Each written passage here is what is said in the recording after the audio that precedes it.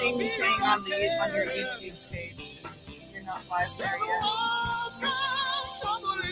Oh no, wait, there it is.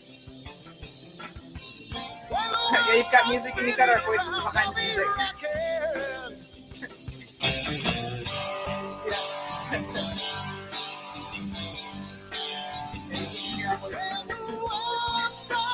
Spinning around, I'll be rocking. When the world comes tumbling down, I'll be there. When the world stops spinning around, I'll be rocking.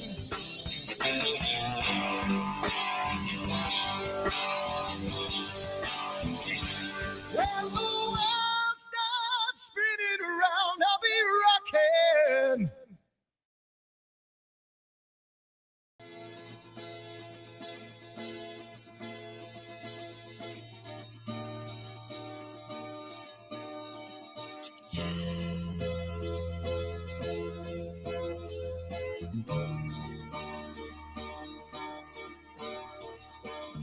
Sunny skies, the smell of palm tree air.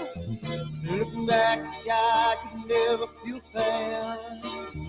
The way the music has touched my soul, the way that the South holds its control. But I've got a new way to choose.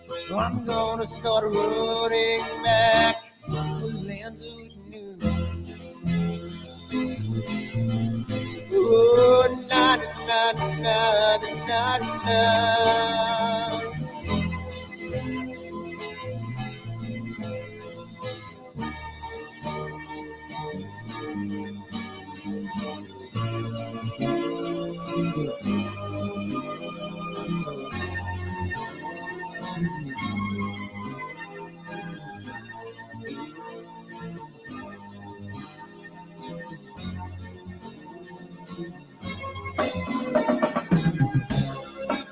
That I have lost my friend.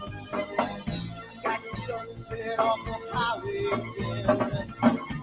Then I get lost on a long summer day. I must go back before it's too late.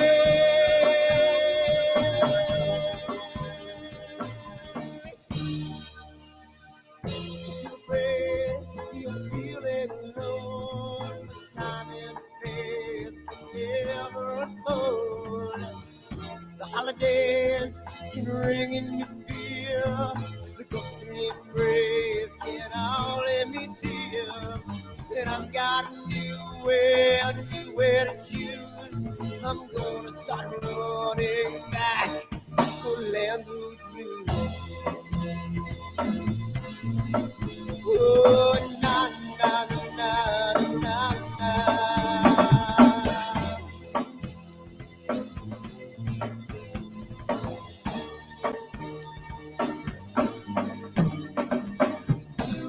At the lake, I'm feeling confused, but I had my guitar, so I played this blues. But I'm afraid, the world might be true, that I might never come back again.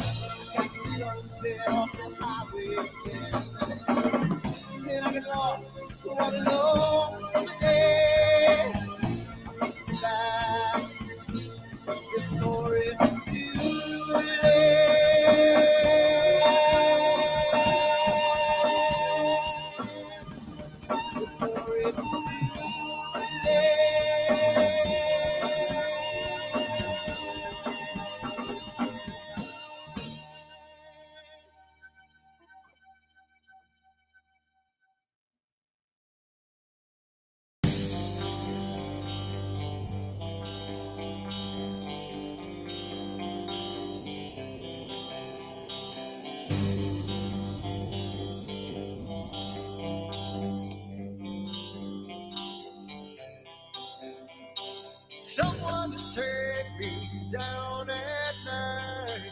Someone to make my day. New revelation fills my soul. Oh, I can waste away. You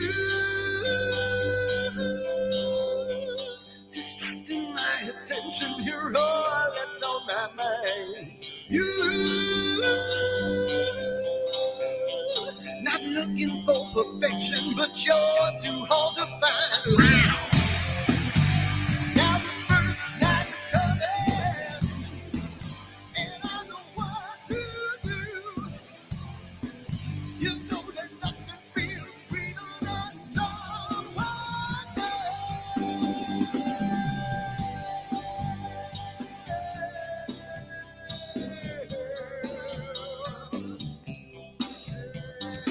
I need to taste your life again. I need a rendezvous. New revelation just fill my soul. Beginning and ends with you.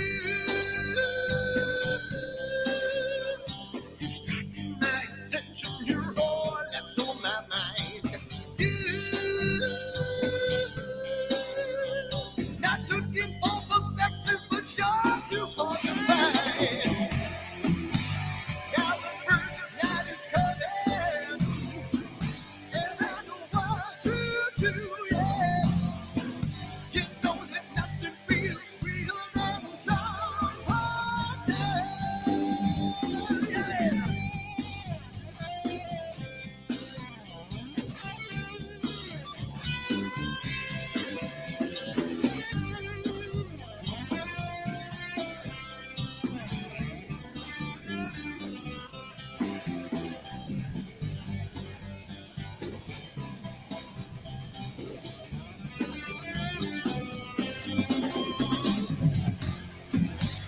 Now the first night is coming, and I know what to do, yeah.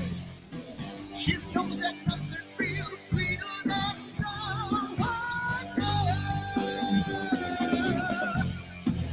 Yeah, alone it seems funny that I'm in love with you, yeah. You know that nothing feels sweeter than someone else.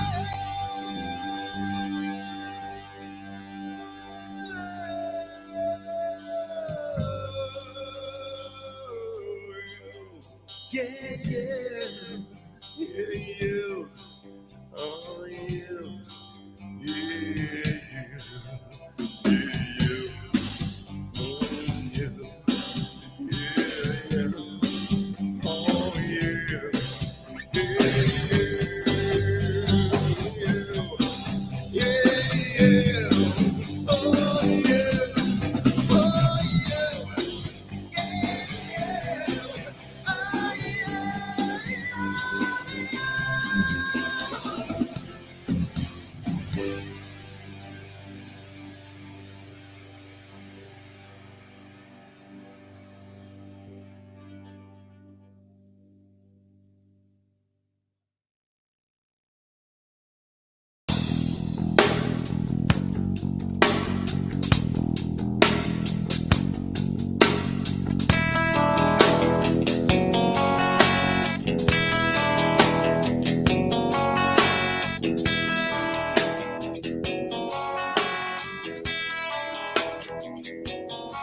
All right.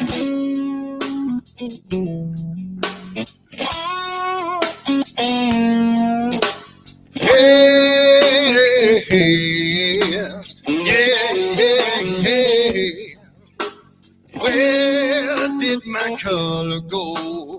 Got your head in the sand. You can't be in control, using a powerful hand. I wanna be you, I wanna see you. Don't taste the kisses of hate. Don't try to tell me, don't try to sell me, don't try to say it's too late. You're gonna push me to the edge, back me in a corner, making me stand in your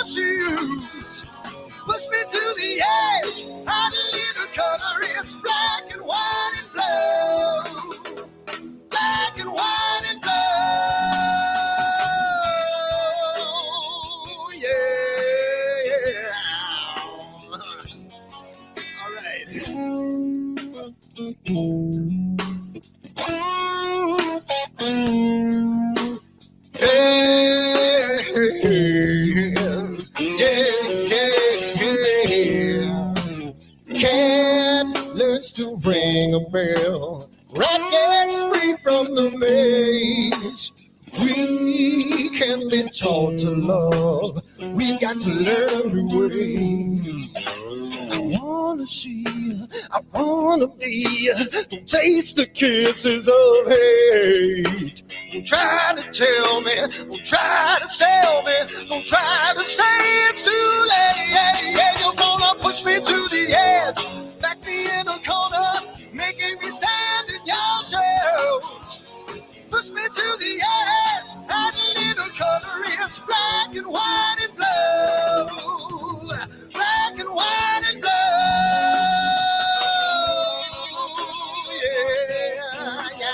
Yeah.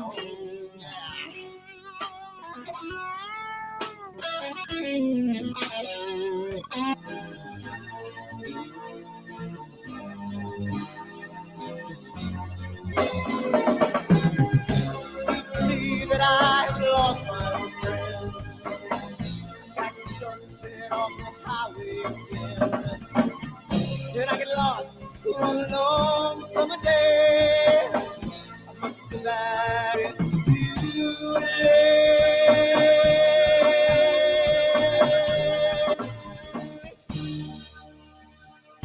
You're afraid, you're feeling alone. Time and space can never afford. The holidays can ring in your fear. The ghostly embrace can only mean tears.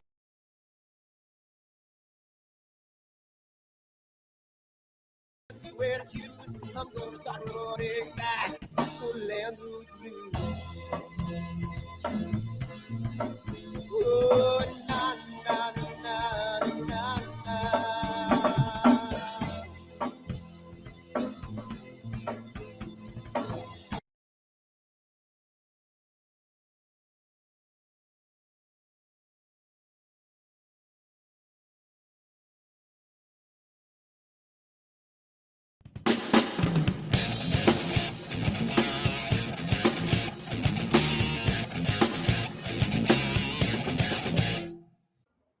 And Molly's jamming to the music. Oh my god. You know, just so you know, that's my band, so we don't get nailed with any of Yeah, any of those wonderful it's always handy. copyright strikes that we love to get. Yes, absolutely. Yep. So I've actually had requests on YouTube to start selling the AstroWorld soundtrack because I mean, it's pretty good. you know what the funny thing is that I thought about, because I was in two different bands that did that. One band I still talk to, like the most of the people, and the other band I don't talk to anybody really, with the exception of one person. So if I kind of start selling it, do I have to give them royalties? I don't know. But, so I don't know. Not if they don't know about it. Yeah, well, you know, next thing I know, I get lawsuits. I don't want no lawsuits. Yeah, that's no fun. But I was gonna get. Oh, I forgot, Dave. You were gonna get a CD. Now I do have CDs of stuff that I could do and I could hand out for free. I was gonna put it in, a whole bunch. Anyway, that's the off the rails thing. But anyway, how's it going, everybody? We are here tonight with Molly Wakeling, or Astronomolly. How you doing? And we are here chilling out, and it's going to be great. Molly's got a really great presentation to show us tonight, and You haven't seen it. I have not seen it. I just saw one picture. I saw one picture of it just to make sure. We hope it's going to be great. I am sure. I have seen a bunch of Molly's presentations across the past couple of months, and they've, the worst thing that they did was Global Star Party 100 was me and Sean tag teaming right after Molly's talk, and it was like David versus Goliath. It was like we got totally smashed, and we were so bad that Molly and Scott had to come on and bail us out because we didn't know what to say, because honestly, her presentation was awesome. So it was really, really good. It was kind of like Don't even put us on. But anyway, but thank you for coming and joining us, Molly. I appreciate it. We do Yeah, have to say absolutely. hi to our sponsors that we have, so I got to do some shout outs to our people. So Yeah, we got to pay the bills. well, got to Yeah. pay for the shirts anyway. You know, and all the I still have. I mean, I still have a bunch of giveaways here of Optalong and Charles Bracken books and a whole bunch of stuff. So yeah, Molly's like, SHO 3 Yeah, nanometer. Yes. Are guests allowed to enter the drawing? I think you're already in a couple. Yeah. I saw your name in there, and I saw Oh, Amy, yeah, I think I might have thrown my name in a couple of those when I was I doing. think the you ones were in for the Eagle one a couple times that I Yeah. had to delete at least 2 of them. But No, hang on just now. kidding. But yeah, all my so aliases. what was that? You don't know all my aliases. No, I do not. I do not. And that's the tough thing with giveaways. You know, you just gotta kind of look at IP addresses, hopefully, and hopefully. Well, I already know your setup, but that's not gonna help me here. So, You're gonna start giving people ideas. VPN, you know. me and Molly were talking about that offline the other day. HMA. Yeah, exactly. Eric, stop it. But all right, so don't know, no idea, not a clue. On with the show. If Woody would have gone to police, this would have never happened.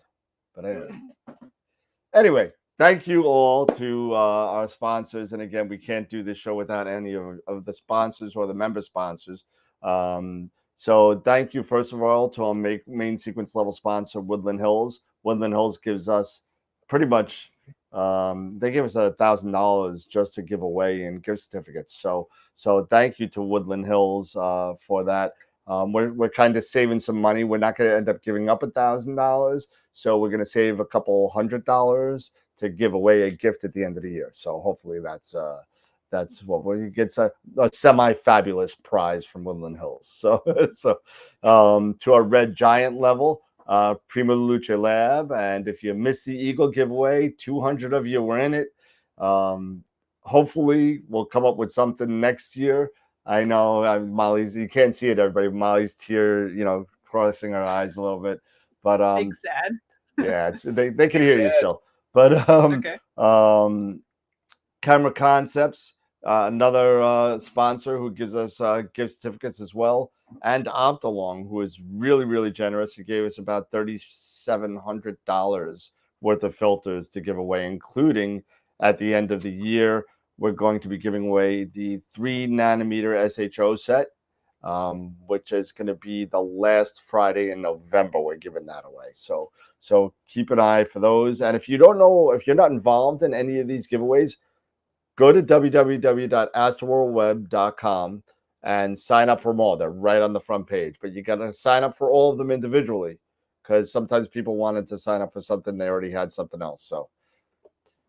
And thank you also to another couple of groups that have been super generous. Masters of PixInsight and IP for AP both has given us thousands of dollars worth of classes and yearly subscriptions to IP for AP.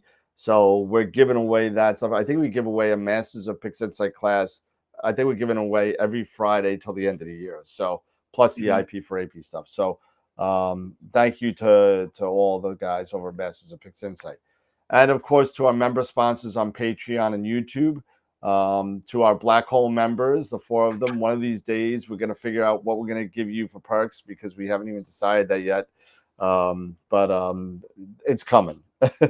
Our Red Giant members have already gotten their swag packages. At least most of you have. The rest of the shirts are coming in this week. So you'll get your nice embroidered AstroWorld shirt. And all the Patreon and members on YouTube, we couldn't do this without you. And our main sequence members as well. It just keeps on growing. I mean, sooner or later, I'm just gonna have to do a slide that just says thank you. But there's so many of you now.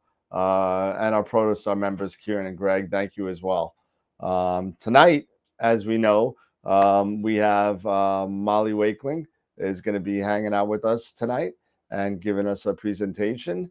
On September 16th, Nico Carver will be with us in September. And again, we're promoting this, and I'm not sure where this is going to end up, but fourth quarter, we're going to have Astropalooza.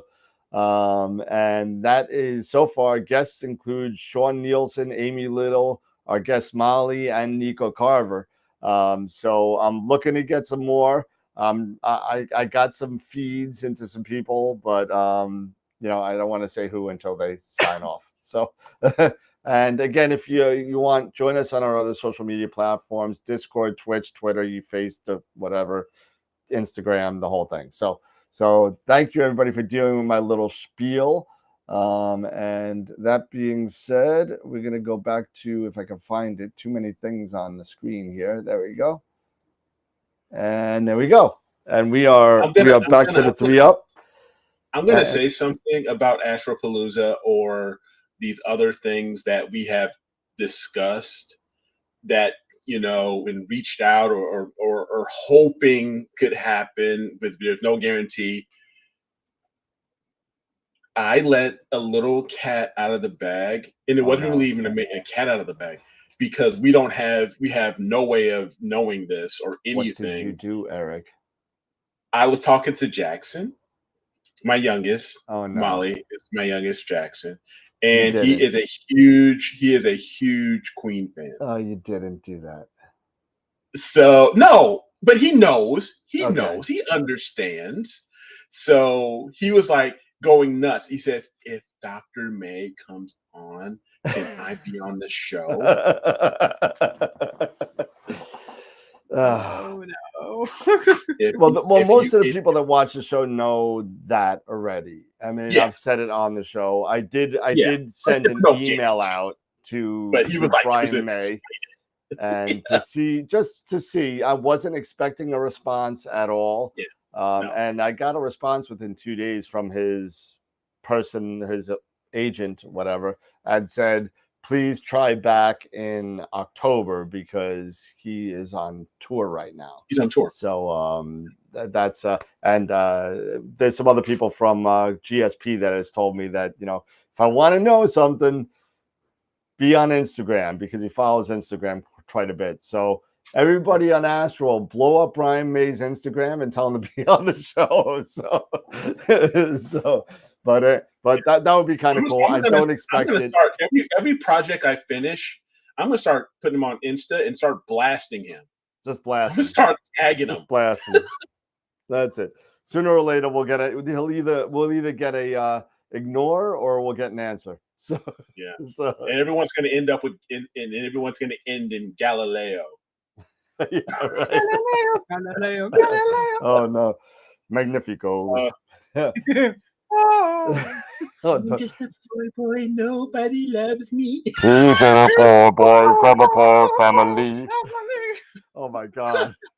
Off the rails. Oh, should I do it? Should I hit it? I'll hit it. There you go.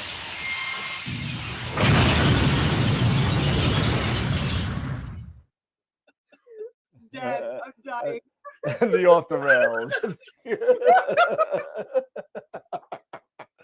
Anyway, Molly, this is what we do. We like to have fun, and we like to talk about sound effects to the Astro Imaging channel now.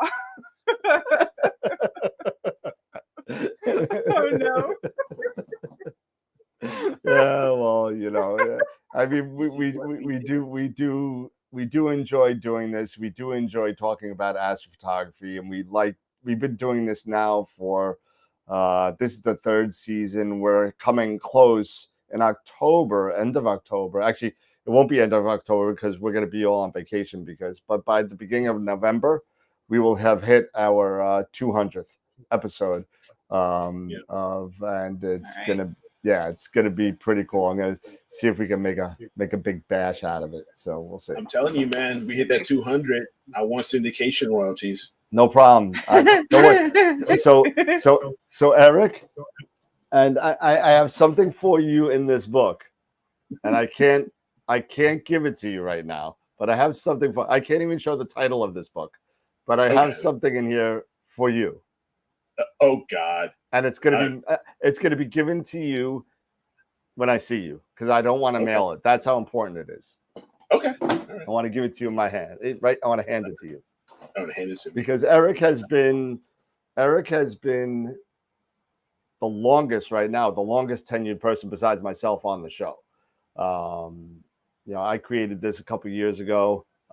Eric came on after everybody left me, and you know, you know, Dude, you needed a wingman. I needed a You wingman. needed a I nice needed a man. wingman, and so now I have Eric, and now I got 7 wingmen and 1 wing woman.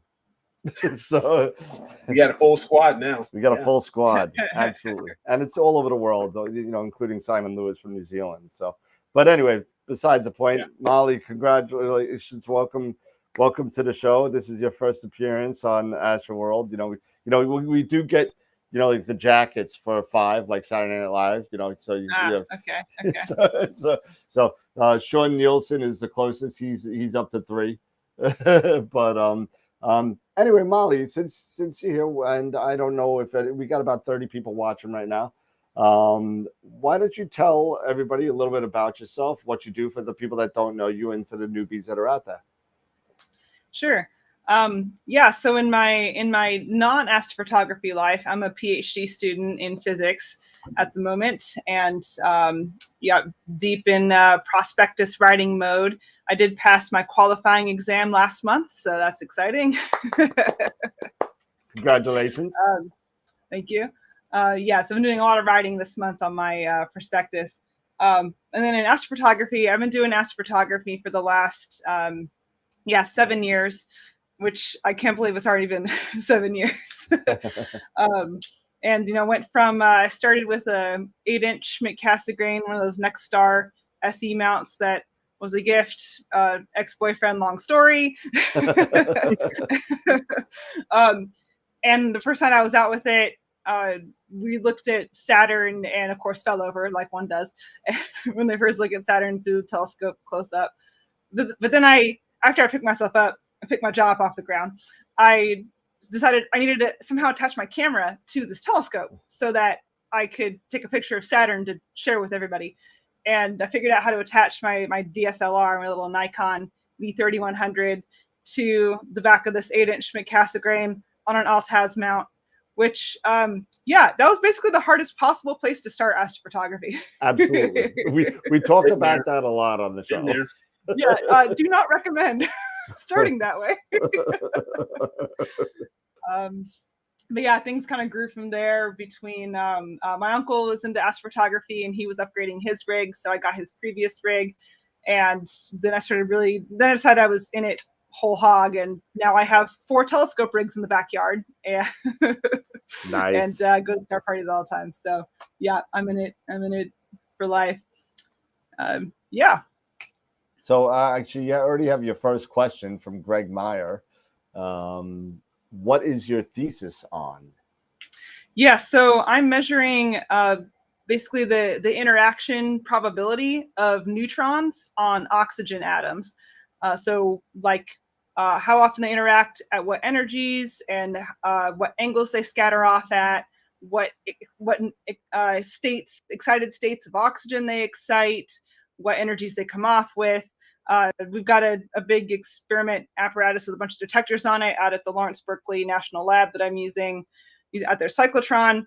And I have my data. I did my experiment in January, but I haven't had time to start processing it because I've been in classes and taking my exams and all that stuff. So I'll finally get to start processing it in October once I get back from all these conferences and stuff I'm going to next month. So well, we're glad that you could actually fit us into your schedule, because I know that your schedule this month has been, or will continue to be, a complete disaster until Labor Day. It's not going to stop. It's full speed ahead. and many people are in the chat. She lost me at measuring atoms and neutrons. Yeah. So, but a lot, it's funny that you say with the 8-inch, because I mean, I know Eric started with an 8-inch. I know I started with an 8-inch, and we got Norm and a couple other people in the chat that's saying that's exactly how I started. And, what the scary thing is that when people start getting into astronomy, it's not even astrophotography at that point. It's visual. It's a visual thing at this point. And you say, hey, well, what's the scope that I could see stuff and take pictures with?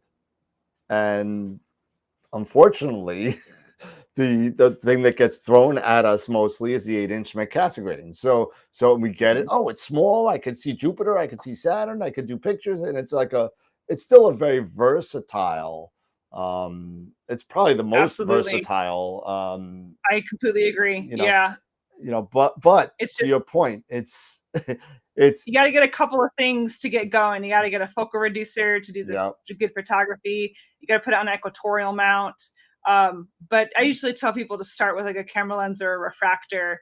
But as far as the most versatile telescope, yeah, absolutely. I've done great planet images on it. I've done great deep sky images on it, and I've used it for visual observing quite a lot. So it's my outreach telescope. I take it to all of our outreach events. It's just perfect for all those things. It really is. Sure. It really is. And we make fun of people all the time that don't start with a Schmidt, don't start, and we all did. So so it can be done. It can be done. It can be done. But that's it. It's just, because of the popularity, especially of the Nexstar 8SE, the orange Schmidt, everybody who wants to get into astronomy, they don't even think about photography. They just want astronomy. They just want to see the stars. Yep. And it is one of, if not the most popular, other than maybe a Dobson. Yeah, exactly. Wow. That's awesome. This is what happens when you drink with a green cup. This is what happens. That's awesome. But that's one of those. That telescope is the entry, the gateway telescope, either that 8SE Schmidt or a Dobsonian. Yeah. So. Yeah. Then you start realizing, that there's other telescopes out there like newts and refractors and then you start getting into trouble. Yeah. Now I have I just 4 rigs. Yeah. I just bought an Edge HD 9 1/4 that I've actually been running. I was running it with the focal reducer, but I've actually switched to running it at prime. And I'll be interested to see how those results turn out. The star quality is actually better at prime than with the focal reducer. So I'm sure. So I'll be trying that out. But now I also own a Takahashi refractor, but I bought it off of my uncle for a nice family discount. Otherwise, I probably wouldn't own that telescope quite yet. That's the way to do it. Yeah, we were talking offline on the other day. Was that yesterday? No, 2 days ago. You and I Monday. I don't even know what day it is. I know, right? Yeah, it's horrible. but I had that 9. I had a 9 1/4 on layaway at the store for a year. Mm-hmm. Yeah, and I canceled it. I can't because I was able to pick up my friend's astrophysics 130. And I was like, I had a 127, but you know what? It's an astrophysics, so I just bought it. So I took all the money towards that and I bought that. I said, that'll be fine. And now I'm getting I spent the last 2 days or 3 days. We actually had some clear nights. I now have 11 hours of H alpha on the Wizard. So that'll be nice. Now to get the rest, because it was the moon was out. So I said, you know what? Let me just do H alpha and just dump everything in it. And before you get, let's see. So let's see if I could do this real quick.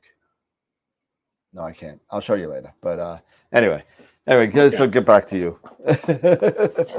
Yeah. Let's get back to our guest.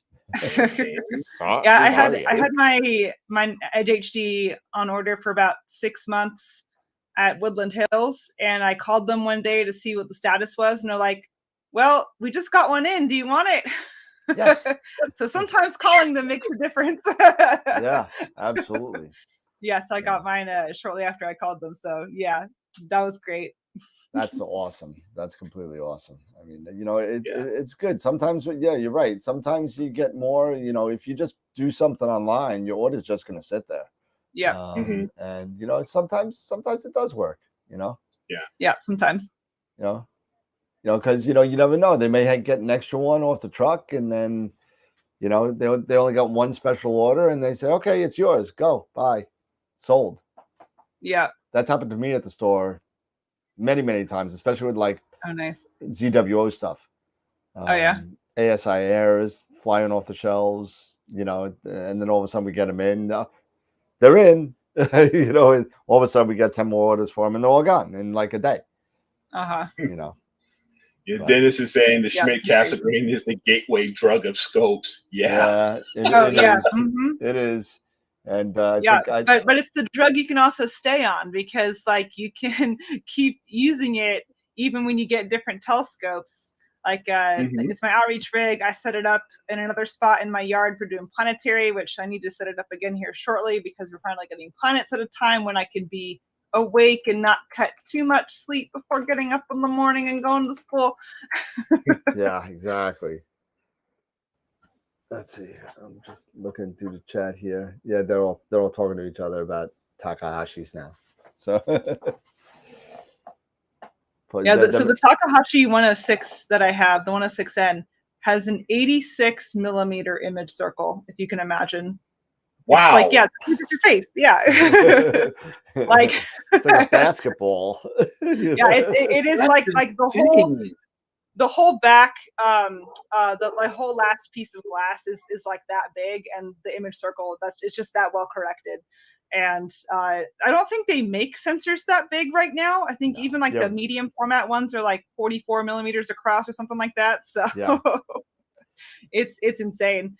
I just got my first full frame DSLR, and I kind of want to put that on there. It's my largest format camera right now, just to see, like, to say, yep, it's good out to the corners. I don't have any problem with vignetting. Yeah, no, you're not gonna have any problem.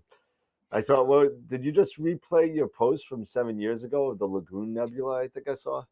Oh yes, yeah. I got my first deep sky image just about 7 years ago. Because it took me some time to get find the right adapter and to figure out how to connect everything, get everything in focus. But yeah, I took a 1 minute exposure on the Lagoon Nebula, because I was curious to see if I could see more on the camera. I never heard of astrophotography before. I was curious to see if I could see more on the camera than I could see with my eye. And when that 60-second shot came back, I was like, wow, colors. There's colors here. I can see so much more detail. Look at all this detail in this, like, the stars were streaked because it's an Altaz mount that doesn't track very well. But like, oh man, it was mind-blowing. That's right. Wade said you got to pick up a 16803 for the talk. Oh yeah. Yeah, someday I'll get a nice big juicy sensor for it, but that means I got to get bigger filters, and $20,000 later. Yeah. I did get, so when I started buying filters from a monochrome camera, I have a 1600. I went ahead and just bought 2-inch filters, even though you really only need 36 millimeter filters for the 1600, because I figured at some point I'd have a larger sensor. So all my stuff is 2-inch filters. So I do have that at least. But how big is the 16803? I was just pulling it up. I'm not sure, but I did the same thing when I decided to start going mono. I have a 294 mono. And when I decided to do that, I decided to go just because you never know. And decided, you know what, let me just, get 2-inch filters and not have to worry. You only have to spend the money once instead of twice. Exactly. 37 by 37. Filters, it's going to be more expensive.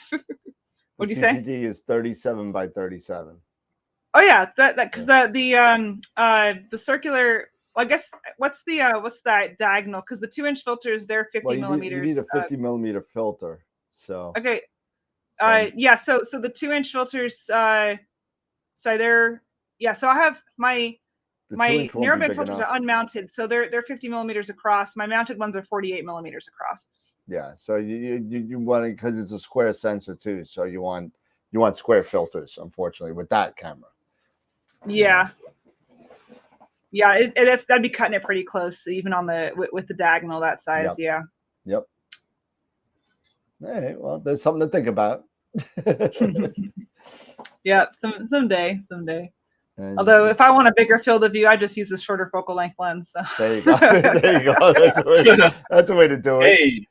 Hey, Sean from Visible Dark is here. He was saying hi, Molly, Yeah. and he said I have a Hello. sweet deal for a Moravian 16200 CCD cam with a built-in filter wheel. Interested? A CCD camera? Yeah. Nobody does CCD anymore. Even That's I out the don't window. use CCD anymore. I got rid of my last CCD. The last bastion of CCD cameras, which was the fact that they were more linear response than CMOS. Yep. CMOS is also now pretty linear. So everything that CCD was doing better, CMOS is now doing better, and for a lower price and better image quality. So CCD is on its way out. Bye-bye. Sorry. I know. So sad. I had many good CCD cameras. Yeah, I mean, they're not like, I mean, they still work. And you can still make really good images out of them. Like Terry Robeson, for example, a friend of mine on the Astro Imaging channel, he uses, gosh, what is it? It's an old CCD camera. It takes 40 seconds to read off the sensor. Oh, yeah. And he makes fantastic images out of that thing. So if you have a CCD, keep using it. But if you don't have one yet, go ahead and get CMOS. Yeah, go get CMOS. Start with CMOS. Yeah. Chris goes CCC. Yeah. Incredible. Love it. Oh yeah, great. Lots of fun in the chat. Oh yeah. But so you got a little presentation that you want to kind of, you could get it rolling if you want. And yeah, sure. Let me go ahead and share my screen. And let me make you bigger. Play the rest of its way there through. You go. Oh, there you go. She's got the transitions going. Yeah. Well, you know, when you make a PowerPoint, sometimes they have cool templates that you can put in, and sometimes they have flashy little graphics on them. I'm like, oh, that'll be fun. So there you go. Yes, I wanted to talk about doing automating your backyard setup, which is something I've been working on over the last 2 years, and finally succeeded on after a lot of nights. I was previously out in California and had a lot of clear nights when I was out in the Bay Area, and was able to iterate night after night after night to get this process down before I moved back out to Ohio. And now I run my telescopes in my backyard every night, 3 or 4 of them at a time, and pull down the data in the morning after I get up. It's really been incredible to do. So I want to talk about how to do that, and hopefully some people who are listening will be able to start moving in that direction, because it is really nice to be able to sleep once in a while. I mean, don't get me wrong, I'll stay up at star parties for sure, go look around through other people's telescopes, chit chat with people, but the rest of the year I like to sleep. I do. So is that your teardrop? Yes, that's my teardrop camper. Yeah, it's a teardrop shape.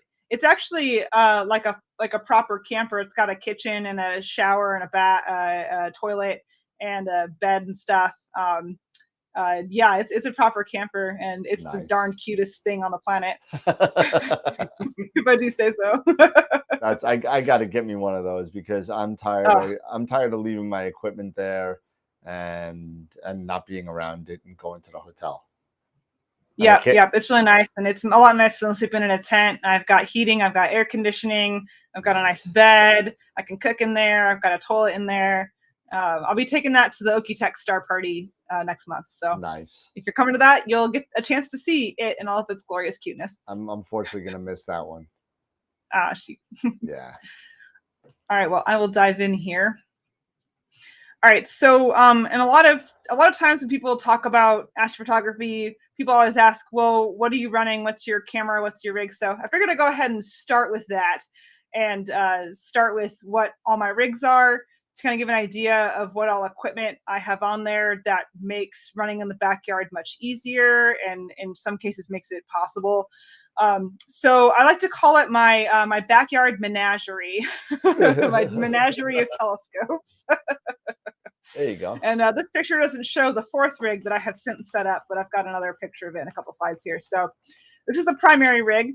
I've got my Celestron 9 1/4 Edge HD. Currently, I'm running the 2600 MC Pro on it. I was running my 1600 on it, but I swapped them. I'm testing some filters for Optolong, so I wanted to put them on each telescope to do a nice test.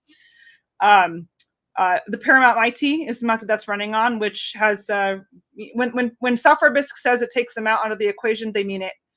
It really hasn't, knock on wood, given me any problems, unlike my other mounts. I use a Prima Luce Sato focuser, which has been pretty good. Starlight Express filter wheel.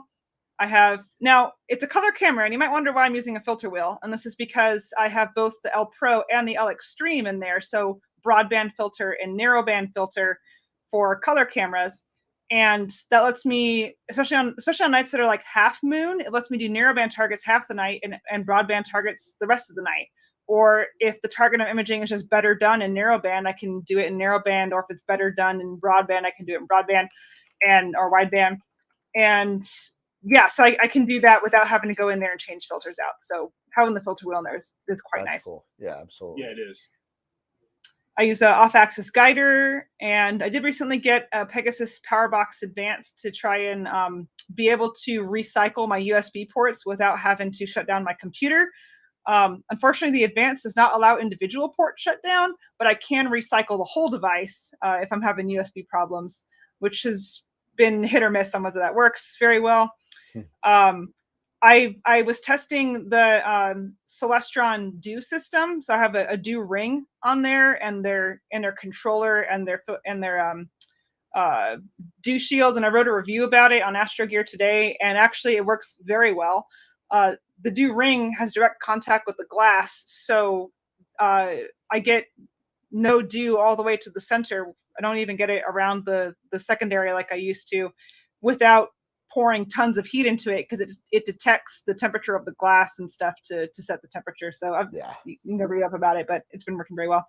And I run both that rig and my secondary rig on the right with an Intel NUC, which is a headless a mini PC that I remote into from my computer inside. So I can do all my operations from inside, to include from my phone, which is fantastic. That's I'm out at the bar with my friends. I check on my telescopes. I restart the guider if it's having problems, all from my phone. It's the future. We're in the future, guys. Yeah, I did want to make a note. The specs on that NUC are quite sparse, as you'll see. I'm running, it's a 7th gen i3, 8 gigs of RAM. It's nothing special. You don't need a lot of computing power to run a telescope. And I'm running the SkyX to run the Paramount, and you still don't need a lot of computing power to run that stuff. I'm running 2 rigs, and it's fine. It works great. So the other rig, rig number 2, is what I call secondary, partly because I set it up after I set up the first one here. It's my Takahashi FSQ 106N. I've got the monochrome camera on there right now, the ZWO 1600. It's on the Ioptron SEM 40 mount, electronic focuser, filter wheel. I've got the Optolong filter still that I've been testing. That one I do a guide scope on, because it's short enough focal length to tolerate a guide scope well. And I run that on the same computer. Nice. The guy in the background here is my... You run 2 separate instances of your acquisition, so you're running 2 separate instances of your acquisition software? Yeah, so I have 2 instances of Nina, and I have 2 instances of PhD, which you need to do a command line code to get a second instance of PhD. But when you try to open a second instance of PhD, it will tell you, hey, put this code in the command prompt and you can do it. So I actually just wrote a tiny little script to just run that piece of code that I just double click on instead of having to remember what it is. Nice. Right. Yeah, I realized I didn't put a software slide in here. How did I not put a software slide in here? I do have a couple slides on how I automate with Nina. So I'll talk a bit about software then. Okay. So the third rig here is my science rig. So actually, I do variable star observations for the American Association of Variable Star Observers. I did get started on doing exoplanet observations with NASA JPL, but I, with all my schoolwork, have not had time to really dig into how to use their data processing. So I'll do that maybe after I finish the PhD, but I have got the variable star process down. So I'm in the variable stars with this. It's this is a rig of hand-me-downs. The Vixen, my star, was given to me by another club member. The QSI 583 was given to me by another AAVSO member. I did actually buy the Celestron AVX, so there is that. But the same guy who gave me the QSI also sent me another AVX, which is currently non-functional. I need to go fix it. RoboFocus 3 came with the scope that the guy in the club gave me. The Johnson Cousins BVRI filters were a gift from, I think it's the same guy. It was several years ago. He's getting on in years, and he was looking to move his stuff over to people who use it more often than him. So I've been the benefactor of his generosity for there sure. You go. I run that off a guide scope, and that one I do run on its own rig because I was starting to get USB conflict issues trying to run 12 USB devices on one computer. So I have an old Lenovo 2012 laptop that I used in undergrad that runs that rig. So yeah, that's been working well too. Again, very minimal specs, works great. You got a couple of questions, Bob. Yeah. Yeah. So yeah, Ernie was asking, how do you connect the RoboFocus to Nina? Do you use RoboFocus server? Yes. Yeah. Oh, sorry. I have not converted that rig to Nina yet. That one's still using Sequence Generator Pro. Got it. Okay. And in Sequence Generator Pro, I sometimes use the RoboFocus driver. I sometimes use the RoboFocus server. It depends on what the USB devices are feeling like that day, because sometimes one works and the other doesn't. Fair enough. Fair enough. And yes, Dennis... that one I've not converted yet because I had to scuttle the guide camera to another telescope because of some issues I was having. So it's currently not running. I will eventually convert it to Nina when I have a little bit of time. You got a bunch of questions popping up. So Dennis asked, if these are out all the time, what do you do about security? Yeah. Okay. So when I was looking for my house out here, my first requirement on the house was that I have a fully enclosed backyard. And I managed to find a house that had that and was the right size and was within my budget. And so this house has, it's got 6-foot high wooden fences all around. You can't see any of my stuff from the street. And I've got a lock on the gate. And yeah, so, any system can be broken through with enough effort, but somebody would have to know, and they would have to make a lot of effort. And I also have security cameras on my stuff. So nice. I just purchased a security camera yesterday, so I could actually put it up finally. I found a PoE camera that I'm actually gonna like, I think. Oh, cool. So and I thought there was one more question regarding yes.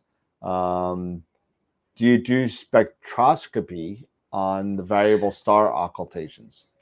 Not yet. That's something I would like to get into at some point. I'm a little saturated right now on work with my degree, but I would eventually like to do that. Just a little bit, yeah. And Bob, she's in Bortle 7, Bob. Yep, Bortle 7.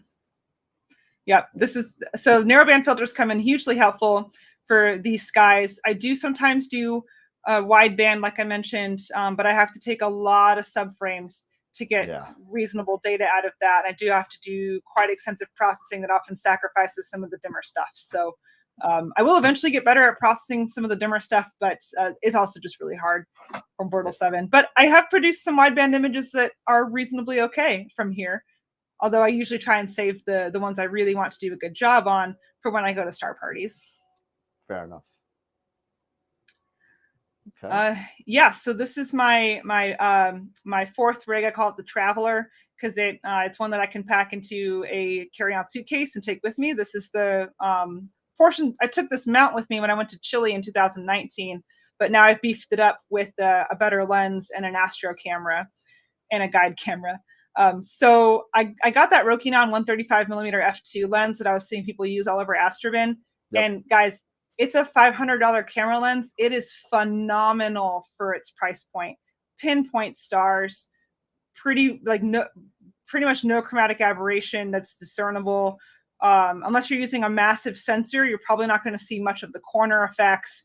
It's really something else for that price point. So yeah, that's been pretty great to use. My older color camera, my 294, is on there now. This is the Skywatcher Star Adventurer mount, which is it's just a tracker.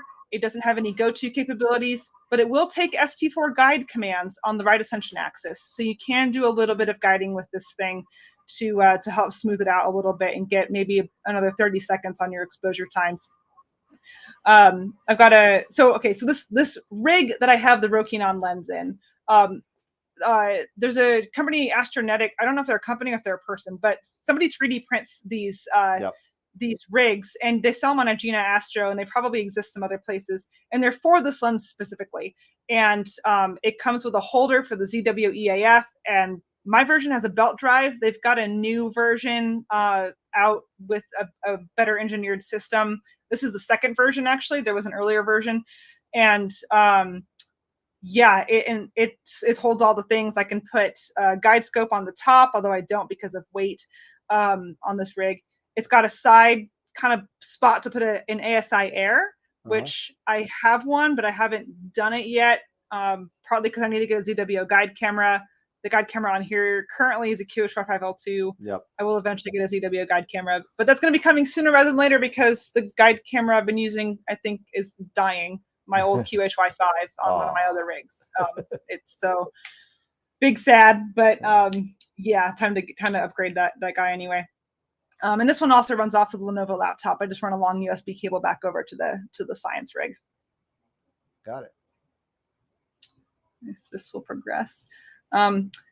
Yeah. So where do you start? How do you start being able to do automated backyard imaging? So the very first thing you need is a good tracking mount. You can have a not great telescope, pour your money into your mount for real. You can do things to help to fix image quality, and you can get away with a lot of things even on a telescope. Oh, my cat's hitting the microphone here. Hello, take you over here. Thank you. Yeah, they always know when I'm on video calls and they like to come interrupt. Yeah, so a good solid tracking mount, something you spend more than $1,000 on it for sure. Like the Ioptron SEM 40 is like the least I would recommend, and that's $2,500 for that one. Spend your money there. You can work with whatever telescope you have for now. I do also recommend having an electronic focuser, because your focus will change throughout the night. Whether you're on a Schmidt-Cassegrain and the mirror flops, or you're on a refractor or a camera lens, and they can be very temperature sensitive. My Takahashi is crazy temperature sensitive. I have to adjust it every half a degree Celsius or so. Wow. Yeah, it's very temperature sensitive. Not all refractors are. This version of the Takahashi in particular is especially bad. Oh, wow. Okay. About that. And also for filter changes, no two filters are truly parfocal, even especially if you've got a really tight focus point like on a refractor. So being able to have it auto change the focus position using filter offsets for different filters with your electronic focuser is very handy. If you do use filters, like if you're on a monochrome camera or you're using multiple filters, I definitely recommend an electronic filter wheel, although you could only shoot one filter a night if you really carefully planned out your sessions, if you don't want to invest in a filter wheel yet. But if you're just using a color camera, you might just need your light pollution filter and that's it, in which case you can just use the filter drawer and not have to worry about the filter wheel. I do recommend having a dedicated computer for this, mainly so that you have all your software on there and you're not trying to dual purpose it with other things, although you certainly can. They really don't require hardly any computing resources to run these things, so you can use an older computer. I have successfully run my gear on a Surface Go tablet for quite a while, so it can run on pretty much anything you want. Now, because I'm out in the backyard, I don't have a shed or a dome yet. Someday in the future, I hope to be able to when I actually own a house. But so for now, I use a telescope cover. In particular, I use the Telegizmo 365, and that keeps the rain and the snow and most of the sun off of it. And that way I can just leave them out in the backyard full time and not have to worry about them. I do have to replace the grease a little more often in those telescopes. I just re-greased my Ioptron this weekend, and it cleaned up some issues it was having. But yeah, telescope covers are quite workable, even in places where it snows. And really the main thing is just practice, practice, practice. I spent a lot of nights sitting out with my telescopes, at least until midnight, 1 a.m. When I was first getting this process up and running. There are a lot of bugs to work out, but with persistence, you can get yourself to a position where you can run your telescope all night, not worry about it crashing into the mount, have it park itself in the morning, and get yourself a good night's sleep. It can be done. And plus, doing it in the backyard sets you up for eventually doing it in a remote observatory if you have aspirations to do that, which I do. And I've recently purchased some land in Arizona with a buddy of mine, and we're going to build an observatory out there in some years from now. That's going to be awesome. It's going to be awesome. Yeah. All right. So in terms of getting yourself set up, you really got to take, it's just like learning astrophotography in general. You got to take it one step at a time and only add one layer of complexity at a time. So you got to get familiar with your mount first. I do visual observing on it. Do control your camera manually if you have a DSLR, or like kind of live sitting on the computer with sharp cap or something like that. I got that on the next box.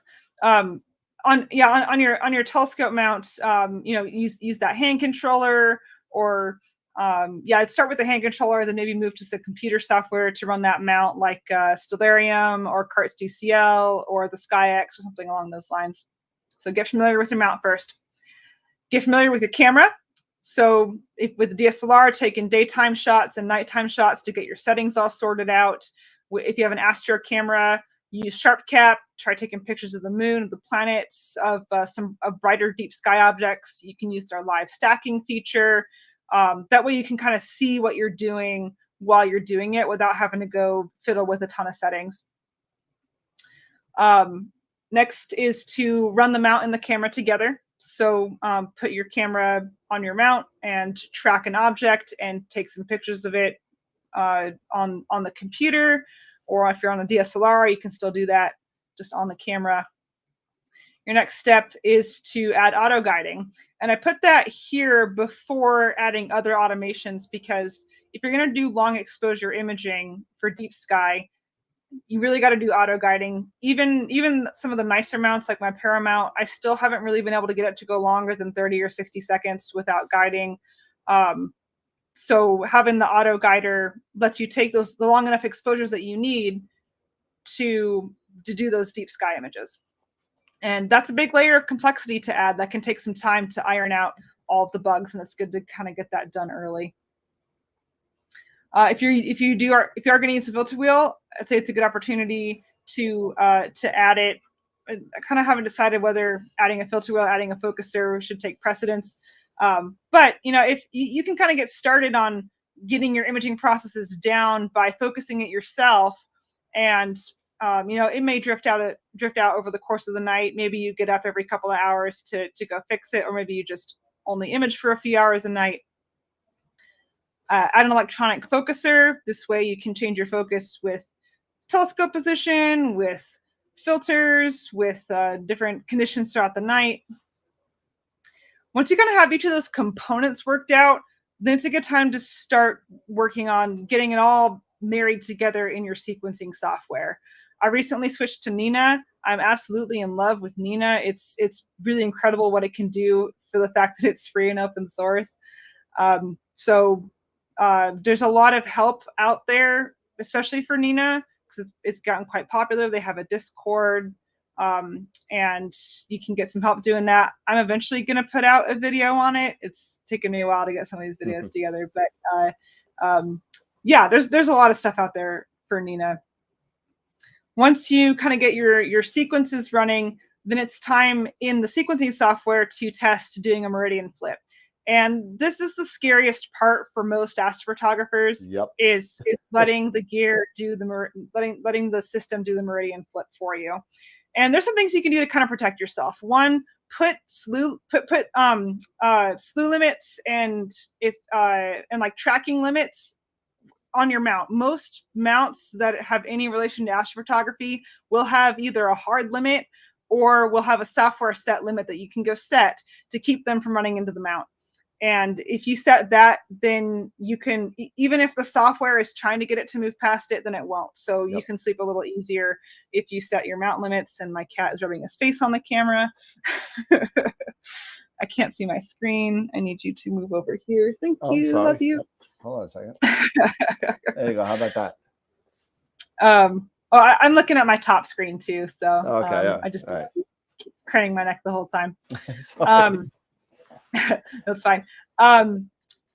Yeah. And then, so I would sit out with that computer when you're doing things so you can see what your telescope is doing and check for anything going wrong. And once you're pretty confident that you've got the sequencing figured out, then that's a good time to start moving yourself indoors. Setting up remote access on there. I use Chrome Remote Desktop. I'm working on converting to Windows RDP so that I can do it at star parties where I don't have internet. And yeah, so that way I sit in my office here at my house and I control all my stuff from inside. And occasionally I have to go outside and unplug a USB cable or something like that. But yeah, I run everything from my computer, from my phone. It's really great. And finally, once you got all that sorted out, you can sleep. There you go. and most people end up still staying up for the meridian flip anyway. So yeah, you kind of have to have it practice it several times. You can put in a target that's about to transit for practice, watch it flip, and when software like Nina, Sequencer Pro, when they execute a meridian flip, they take a picture of where you currently are to get your plate solve coordinates. They execute the flip.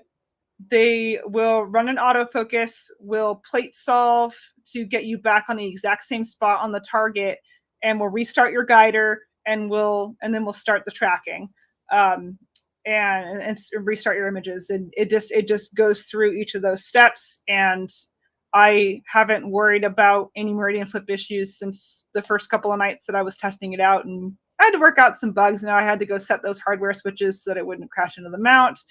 But after I set those limits, then it's been working well. Yeah. Wade had a question regarding the model for your Paramount. So how many are you running a T-point model for the Paramount? Yes. And how many points are you using? Because he said you could usually do long unguided subs if you're using 300 points. Yeah, so I've done, I usually aim for 200. That usually ends up working out to be 180 because some end up behind some trees and stuff like that. I did learn recently that they've got some stuff in their algorithm where every 100, it applies some different math. So it's actually worth it to make sure you have 200 points or 300 points and not a number in between there, because it has more refined math at those 100 intervals. I've just learned this recently. Yeah, in theory, from what I've heard, I should be able to do it with 200 points. When I had my 8-inch Schmidt Cassegrain, my RMS error was still north of like 50 to 100 arc seconds, and that's because of mirror flop. So I could not get a good enough pointing model to do a good pro track to be able to not guide.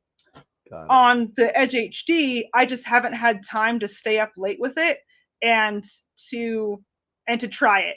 I think I did try some ProTrack a little bit. I didn't get great results, but I am thinking about redoing my T-point model again and seeing what I can get with that. I think I need to record a new periodic error correction as well. I haven't recorded it since I first got the mount almost coming up on 3 years ago. So I need to record a new PEC. So I am going to try it. I'm not super confident about it, but I hear a lot of people say they can do it. I have got a long focal length telescope. We'll see. Okay.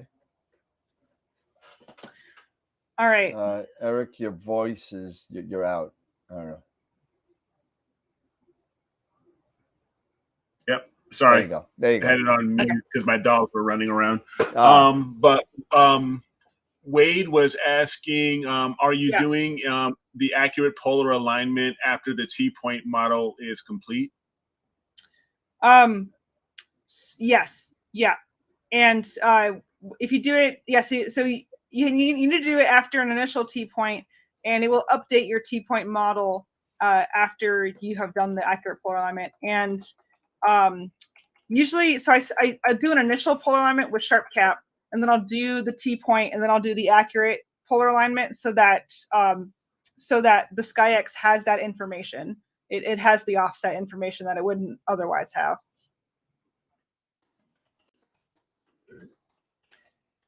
Yeah, if there's no more questions, I'll go on. Yep. That's the last one. Yeah, that was the last one. All right, cool. So let's talk about power management. So once you start having all these devices, you start getting a lot of power cables, and it can become quite messy. And especially when you've got dew and things like that, you don't necessarily want to have open connections that can get dew in them. I haven't necessarily heard of dew causing any shorts, but I don't see why it wouldn't. So it's better to be safe than sorry. Yep. So I got this large outdoor power enclosure box on Amazon, and it's got these kind of feed throughs on the top that have this sticky like rubber kind of thing that presses around the cable, and the lid kind of goes over the top of the box. And it has been very effective at keeping water out and dirt, and most of the spiders, still somehow spiders get in there. Yeah, they find their way. Yeah, they find their way, but the water doesn't. So that's the important bit. So I put a surge protector in there. I have considered putting a UPS in there for especially when I go to star parties, or like when I was living in California, the power was kind of flaky out there. We had very frequent sort of little tiny drops in power. So you could put a UPS in there potentially. I keep all of the adapter bricks on the inside, and I have started putting some Wi-Fi enabled outlet switches in there. The Zigbee ones I found tend to work a little better, but even then I still get them disconnecting about once a month, which is very frustrating. I'm eventually going to get an Ethernet enabled power strip, again, in my preparation for eventually going into an observatory as I kind of work out all these bugs in my backyard. But I don't have a router out there yet, which is going to be my next task, and then I'll be able to start moving in that direction. If you should use a USB hub, and you should get one that has external power on it, because when you're running, even though the camera cooler does not run on USB, just the power draw of the camera and your guide camera and just having multiple devices on there can sometimes overwhelm the 500 milliamps that USB 2 can do. And I think USB 3 can still only do 1 amp generally. So plugging in an additional power source into those can really, if you're having weird USB disconnection issues, try a powered USB hub and you might see them go away. An alternative for that is a power box like the Pegasus power box, for example. I think there's some others out there. And that can help reduce the number of cables that are running to the ground. And yeah, so running having all your power going into a central location, that's been really, really convenient for me as far as cleaning up all my cables. Easy, and take it with me to my next star party or field trip. Sure. You got a couple of questions. We had another question. Yeah. Carol is asking, and you may need to do you may just need to send this to Dan, but can you give a link to the power box, to that power enclosure, or that power box? Maybe you have to send that to me and Dan can post it. I'll do that after I'm done talking, but before we go off air, so that you can. And they also want a link to your teardrop as well. on who the totally. Yeah, it's the new Camp Tab 320S. But that's so funny. I was just looking at that. I was literally just looking at that one. You know, they're pricey, but it's very well sealed. It's like just whole slabs of fiberglass on the outside. I could go on and on about it. I won't, because you guys probably want to hear the rest of this talk. But yeah, I absolutely love mine. It's fantastic. It's my little home on wheels. And I can tow it. Yeah. No, she Go was ahead. she was saying, I have an off the rails question. Is Oh. that a gamer chair? Do you play Destiny 2? I don't play Destiny. I don't do a lot of multiplayer online games with the exception of Rocket League. Well, and honestly, I haven't been playing much in the video games in the last couple of years as I've been doing my PhD. But in general, I usually play a lot of Borderlands with my friends. I've done like Mass Effect series, Dead Space series, Half-Life and Portal, which are my favorite and my video game drug. I think we went off the air again. I think it went back on. Where did we cut off? Yeah. Are we back on? I think. So. I'm getting. I mean, I'm just waiting here to see if it's coming back. No, we're back on. Okay. Yeah, it's still showing on for me at least. Yep, we're going. Something's going on with Melon, I think. I'm not sure why. Okay. Yeah, back on. Okay. Yep. People are saying we're back on. So. Yep. We're back. Yeah, I was listening to video games. Borderlands, Mass Effect, Dead Space, Half-Life series, Portal series. I put too many hours into those. So many hours because they're fun. They don't need a lot of hours to complete. I just like playing them over and over again. Modern Warfare 2 is out, so. Hi. What'd you say? Modern Warfare 2 is out. Oh. So I have played yes, I've played Modern Warfare 3. I haven't played much of the Call of Duty series. I liked Modern Warfare 3, but I don't know. I really like games with a little more storytelling bent, I guess. But in any case, no, The Last of Us is the best storytelling game that has been out in the past. I wish they had it for PC. Years. I wish they had it for PC. I played it a little bit on my friend's PS4, but I am really bad with controllers, and it was very frustrating. Oh, you never finished it? I played about 20 minutes of it, and I just could not get past a certain point because I'm so bad at controllers. Because I've been playing on PC the whole time, so the whole time I've been playing video games. So WASD. If they please put it out for PC sometime, I will absolutely buy it. Oh man. It kills me. Okay. Moving on. Yes, this is a gamer chair. Yeah. Also because I spend a lot of time sitting at my desk working on school stuff or working on astrophotography, and I need a comfy chair. And there's a reason why it's a video game chair, and it's because it's comfy. So exactly. I generally recommend them because they're great. No problem, Charity. You're forgiven for that question. No, that's great. Is there anything else before I talk about cable management? No, now they're all talking about Half-Life, so just let them go. I will add, I'm currently borrowing my friend's Oculus Quest 2. Oh, I love mine. Yeah, I'm playing Half-Life Alyx over Airlink from my desktop, and it's actually working really well doing it over Airlink, which is currently the Airlink cable is awesome with it. No, I do it over the internet. I do it over Wi-Fi. Oh, nice. Yeah, I don't have the cable. I play in my living room, and that's where my router is, so I get the best connection in there. Yeah, I gotta hook that up. Eric and I playing golf together. Yeah. Cap says, do you think guiding will give way to lots of short subs? So if you attended Richard Wright's talk the other week on the Astrophotography channel, he had a talk on he had a talk on why guiding should die, why it will die, and why it should. And yeah, it really came down to the capability of CMOS sensors being really good platforms for doing many short exposures. I have messed around with that a little bit. I haven't messed around with it more since then because I don't get a whole lot of imaging nights, and I want to do what I know works. Right.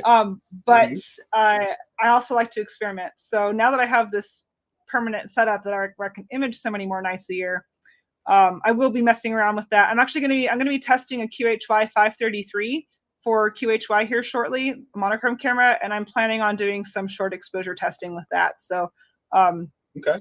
Yeah, I mean that is a solution for not guiding, is to just take 30-second or less subs. And I've actually seen some really compelling results on some of the brighter nebula, like dumbbell and ring, where they got an incredible amount of detail because they did lucky image processing using 1 second exposures, like 5,000 of them. Wow. And Wow. it's, yeah, I mean, you process them like planetary images, and you just do the whole beat the atmosphere with wavelet deconvolution thing. And I've seen some really sharp images out of that. So it's really compelling. I'm going to try it one of these times shortly. Okay. You got one last question from Jerry Valdez. Yeah. Was wondering how heavy that 9 1/4 edge setup is. So it's actually not that heavy. So the Edge HD weighs, shoot, I don't remember. I think it's like around 20 pounds ish. It's definitely heavier than the non-Edge HD series. Maybe it's closer to 25. But it's not that hard to wrangle. It's definitely less than 30. The Paramount only weighs 35 pounds. So that is actually very easy to pick up and move around and plop on that tripod. The tripod I have is the helium tripod. It's just got a central bolt that goes up into the Paramount. So you just plop it on there, screw that bolt in. You can rotate the whole mount when you're doing polar alignment, which makes life so much better when you're off by like 10 degrees by accident because your cell phone compass is terrible. And then of course there's the counterweights. So yeah, I guess the whole thing would be like, let's see, 25, 35. You know, I'm a physicist, but like, I'm actually really bad at mental math. Gotcha. Yeah, so it's like 60. I don't know. The whole thing's probably like 75, 80 pounds. It's not bad. It's really not bad. All right. It's definitely better than my one of my early rigs was one from my uncle, which was a Celestron C11 on a CGE. And due to a long story that I won't tell here to take up your whole time, is I have a CGE Pro, and the CGE Pro, the mount itself weighs 75 pounds. Yeah. And I used to carry that up and down the stairs in my second story apartment. No, it was the whole reason I went to the gym. You didn't need to. So I could haul that mount up and down the stairs. Oh my God. So the Paramount has been a huge improvement over in multiple ways, but especially in weight being one of them over my heavier mounts for sure. Yeah, Jerry was actually talking about just the from the OTA up. So just wondering the actual payload. Probably 30 pounds if I had to toss a number on there. I mean, none of the other components weigh hardly anything. Yeah. It's probably only 25. I don't remember what the weight of, like almost the whole weight is the telescope. The camera and the filter wheel and the other stuff probably add a pound or two. Now, the focal reducer on the Edge HD is actually quite a hunk of glass. It weighs probably 3 pounds or something. But I took it off recently, so yeah. Hopefully that works. Is there anything Molly, else? if you want to, when we get in these side talks, if you want to switch to your picture, so you know when we go back and forth. Oh, I thought you had that capability with your fancy software. I don't because you know, if I was running your PowerPoint, I would, but I'm not running your PowerPoint, so. All right, well, I can't do it. I'll do that. Are there any other questions? No, that's it. We could go on. Yeah. All right. Yeah, I'll do that on the next set of questions. All right, so let's talk about cable management. It's a big challenge when you're doing astrophotography, as everybody who's tried it knows. You've got cables hanging off the camera, off the filter wheel, off the focuser, off of every little component, do straps, everything. You've got all these cables hanging down. So I got some of this self-closing cable sheath again on Amazon, and there's a lot of different variants on cable sheath, but I liked this one because I could pop the cables out anywhere along it without having to cut a hole. So and it's quite easy just to tuck them in there. So I run all my cables, which now has been reduced to only a couple since I switched to having the power box on the top, from the ground where my power distribution box is up, and the computer up to the top of the mount. And they're all in there, and I've given it kind of enough slack, and I have it attached to the mount on the tripod with some Velcro, so that the weight's kind of taken off, and it also kind of creates like a loop so that it's out away from the mount. And then as it slews around, it doesn't get caught on stuff. So that's the other nice thing with the cable sheath, is it's stiff enough that it kind of forms a shape and will kind of hold itself away from the mount. And I use Velcro cable ties to pinch it closed at the ends and in the middle of some places to keep the cables from kind of just spewing out. I melt the ends of it to keep it from unraveling after I cut it. And the really great part is when I travel, so when I go to a star party or out to the observatory here, I unplug everything from the cameras and everything that's up top, and I coil up that whole cable bundle into a grocery bag, and that sits on top of the power box. And so the power box and all of the cables are a single unit, and I move that whole unit as a single thing around wherever I take them out, and then I can get set back up very quickly doing that without having to go fish a bunch of cables through everywhere. Yep. So that's been a huge improvement for star parties, especially. Yeah, and I can get that link too if you want it. Yep. We also have another question that are you considering using the internal routing option in the Paramount? Dave Barnett was asking. There's not really enough space in there. Like, they have their own I can't remember what it's called, but it's got like 2 USB 2.0 ports on it, and some of those like expensive power ports, and like a 5-volt and a 12-volt port. I use USB 3, particularly with these CMOS cameras, get that data rate. And in fact, they can actually have a lot of trouble on USB 2. You can get really weird stuff happening if you run on USB 2 instead of 3. And with that block there, with all of their cables running through it, there's not really space to run additional cables. I mean, there's space inside the mount, but there's not space underneath of the dovetail. there's no gap there.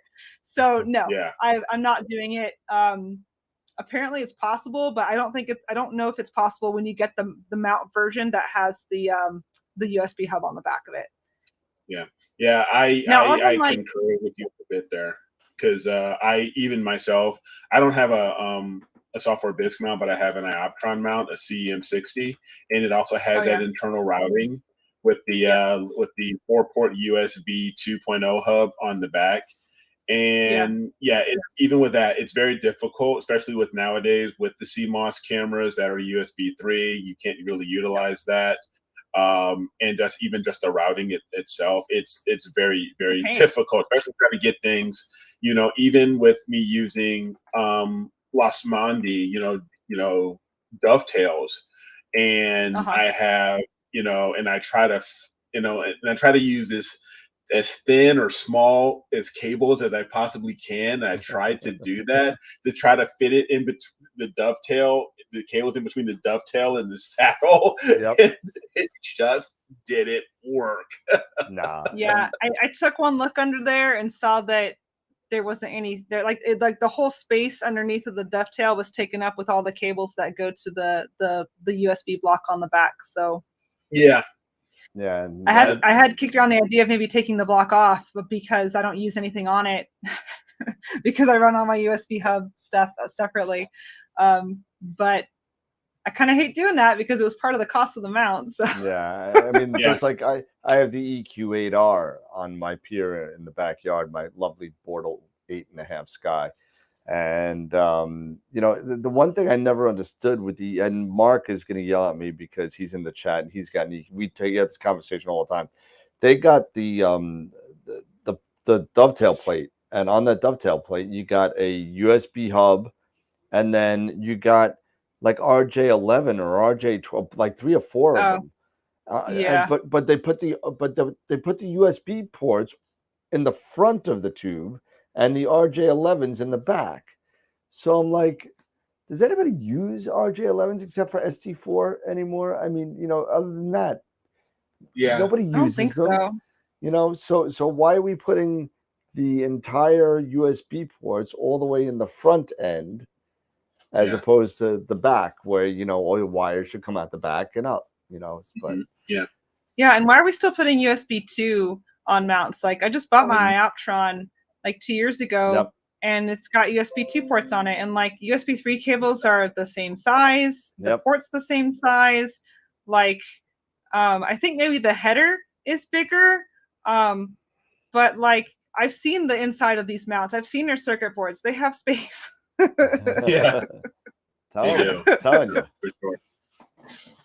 Totally. It's weird because like I mean one of my friends he has another Ioptron as well, and like his devices were constantly disconnecting and constantly having really weird behavior trying to run it through the mount because of USB 2.0.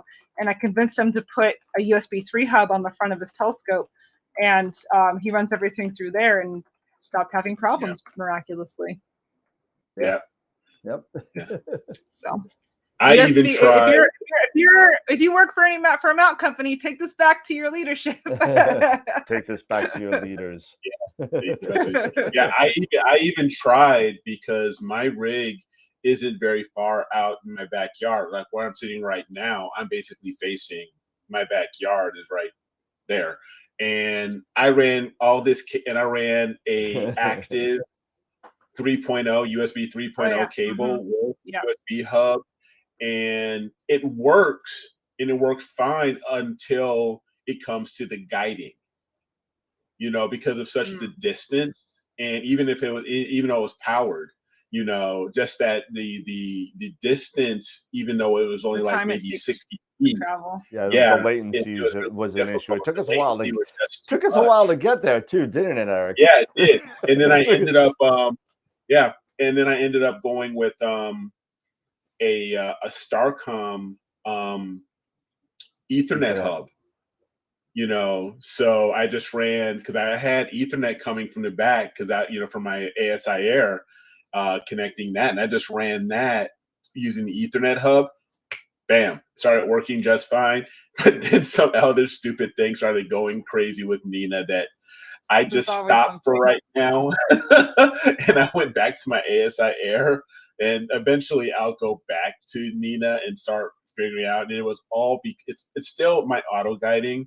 It still gets goofy, you know, with the V curves. Well, this is why I have a computer out there with the mount. I've never even considered running a cable inside because there's just too much problems with running long cables. And I'm going to put a router out there so that I can use Windows RDP a little more effectively. Right now I have USB antennas to connect to my Wi-Fi, and it's actually quite effective, but I need to prep for going to Occultations where I'm not going to have internet. And I need to be able to connect to my Nook. So that's going to be it's going to be plugged into the router, and then I'll be able to connect to the wireless area network that I create and log into it with my tablet. And so I'll be working what I did, as long as you have like some sort of, if you got cell phone reception, I used this at Cherry Springs and it worked pretty well. I just went to Verizon and got that Verizon, like the separate hotspot that they have. And that seemed to work well in Cherry Springs, but Cherry Springs, you also have cell reception. In Occultations, you may not. So I've thought about that, but I wanted to develop a solution I could use for all my star parties, and this solution is much cheaper than paying for MiFi. So I have tested running Windows RDP over a non-internet connected home network, and that did work on my main house router. My cat has come to say hello. So I'm gonna put in a different router. It's dedicated. It's gonna be outside. That way I can run my Sky Quality meter onto it with Ethernet and my computers onto it with Ethernet, and that should kind of clean things up a bit. He knows. Like I said, he knows when I'm on phone calls. Get an Eagle. Get an Eagle. Oh yeah, that would be the dream. But like, that is so much more than I want to pay for a computer that's going to run my telescope rigs when they really don't need hardly any power. Like I bought that Nook for $400. I cannot justify spending more money than that. And that's why I'm actually I'm looking at and I don't know if Dennis is on here, but he and I have been chatting quite a bit. And I'm actually looking at getting the Melee. Melee? What's that? Because it's a mini computer. It's It's a mini computer, and it's about $400 as well. And it's it's got 8 gig of RAM. And you can put in up to, I think you can put up to 512 gig or so of non-volatile RAM of memory in there, or storage rather. So and it's Wi-Fi, or you can use the Ethernet. Or it's all Wi-Fi. So I may end up looking at that. They sell 1 and 2 terabyte M.2 drives now. Yep. I put one into my desktop, and M.2 is the size that's in a lot of these mini computers. Yep. So you can put some sizable hard drives in there these days. Yeah, for sure. I think I saw especially if I do unguided, if I go to like Richard Wright's suggestion and do unguided, short exposures, I'm going to need that amount of storage. Yeah, well, that's true. Yeah, about, that is very true. What was it? $1,700? I think it was. There was an M2 by somebody. I think it was Samsung, 8 terabyte M2 drive. Yeah, it was like $1,700. That's incredible. Nuts. Well, don't worry. In another 5 years, it'll be $100. It'll be $100. Or it might be $2,700. We never know with these. A terabyte solid state drive, 5, 6, 7 years ago, was several $100s, like $300-$400, and now you can pick them up for $100. Yep. And divergences, digression. Right. It's all good. Let me go find the share screen button again, because my cat is laying on half of my screen. Well, see, he's ready for dinner, or dinner number 2, I should say. Nice. All right. Remote access. Let's talk about remote access. There we go. Yeah. So, like I said, I'm switching over to Windows RDP, which is Windows Remote Desktop Solution. You can use it off internet to connect to computers on the same LAN or wireless area network. So that are like, it's especially easy if they're logged into your Windows account. I think you can enter some other credentials in there. The one, and there's actually a new version of RDP in the Microsoft Store. It's not just the old version anymore, and the new version is a little bit faster in terms of rendering the screen and stuff like that. The downside is that, gosh, dang it. My other cat. Well, my other cat is bent on destruction, so he just goes and finds things to destroy. Nice.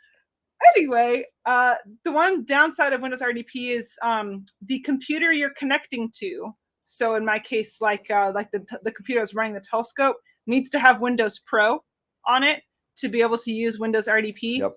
But the computer you're connecting from, which can be a non-Microsoft computer, they have an RDP app for Mac and for Android, I think for Linux too, and probably also for iPhone. And none of those have to have Windows Pro, but the computer you're connecting to has to have Windows Pro. So there's a little bit of additional cost there. But my Nook just came with it for whatever its original purpose was intended for. So that's worked out nicely. Before I started using RDP, I was having some issues using it before. So I was using Chrome Remote Desktop, which lets me connect to it directly from anywhere. So if I'm away from home and using a different Wi-Fi on one of my computers, I can't connect over RDP to my computer. So that's when I use Chrome Remote Desktop.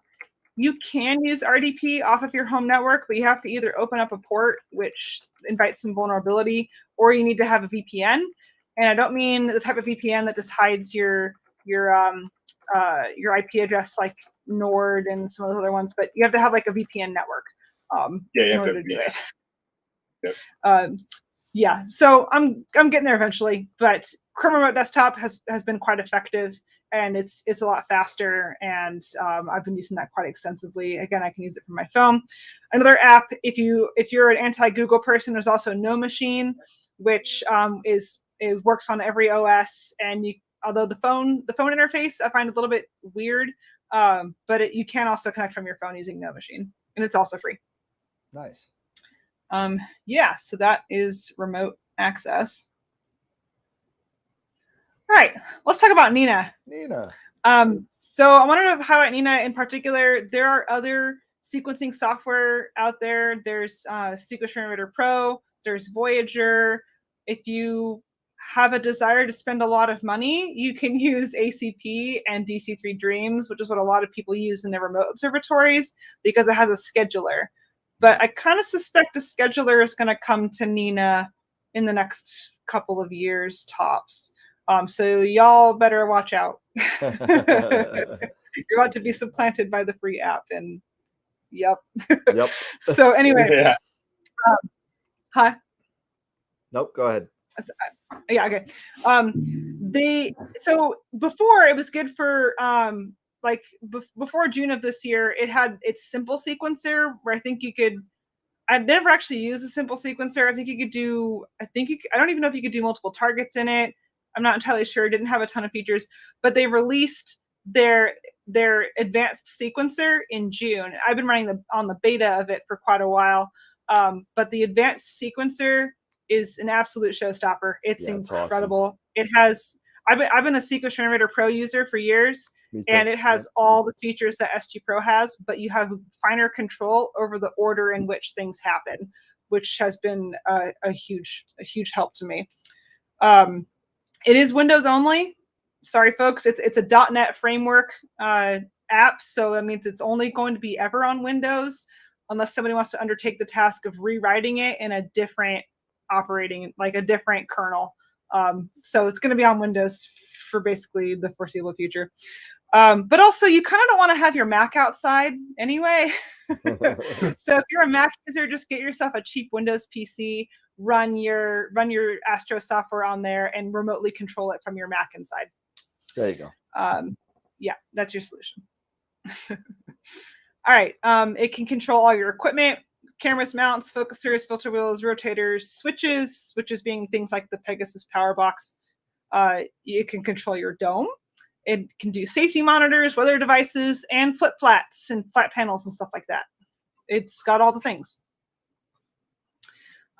So I'm going to talk about the advanced sequencer because sequencing is a big part of being able of why imaging from your backyard while you're asleep is such a big deal, is because you can run multiple targets over the course of the night as things come up and down. Or if you really want to optimize, you can image just around zenith, get really the best clear images, and just hit 10 targets a night as it goes through a 20-degree wide cone if you want, there's all kinds of opportunities there. You can set the start and end times based on astronomical dawn and dusk, the target's altitude, the moon's altitude, and these values will auto update. And it has a lot of condition checking, and you can set up templates that you can reuse over and over again for building your target sequences, so you don't have to build them from scratch every time. It's got the Sky Atlas feature, which has they say it has 10,000 deep sky objects in it. You can go look up the object you want to image and select it, and you can generate your target sequence from a template that you've created previously, and it will just add it to your sequence. So it makes it a lot easier to add targets without having to go type in the coordinates by hand. It's also got a framing assistant. So if you want, let's say you're imaging M81 and M82, and you want the center of the frame to be on both of those things, you can go set that image up in the framing assistant and then send those coordinates as a target to your sequencer. It also does mosaics of n by n size.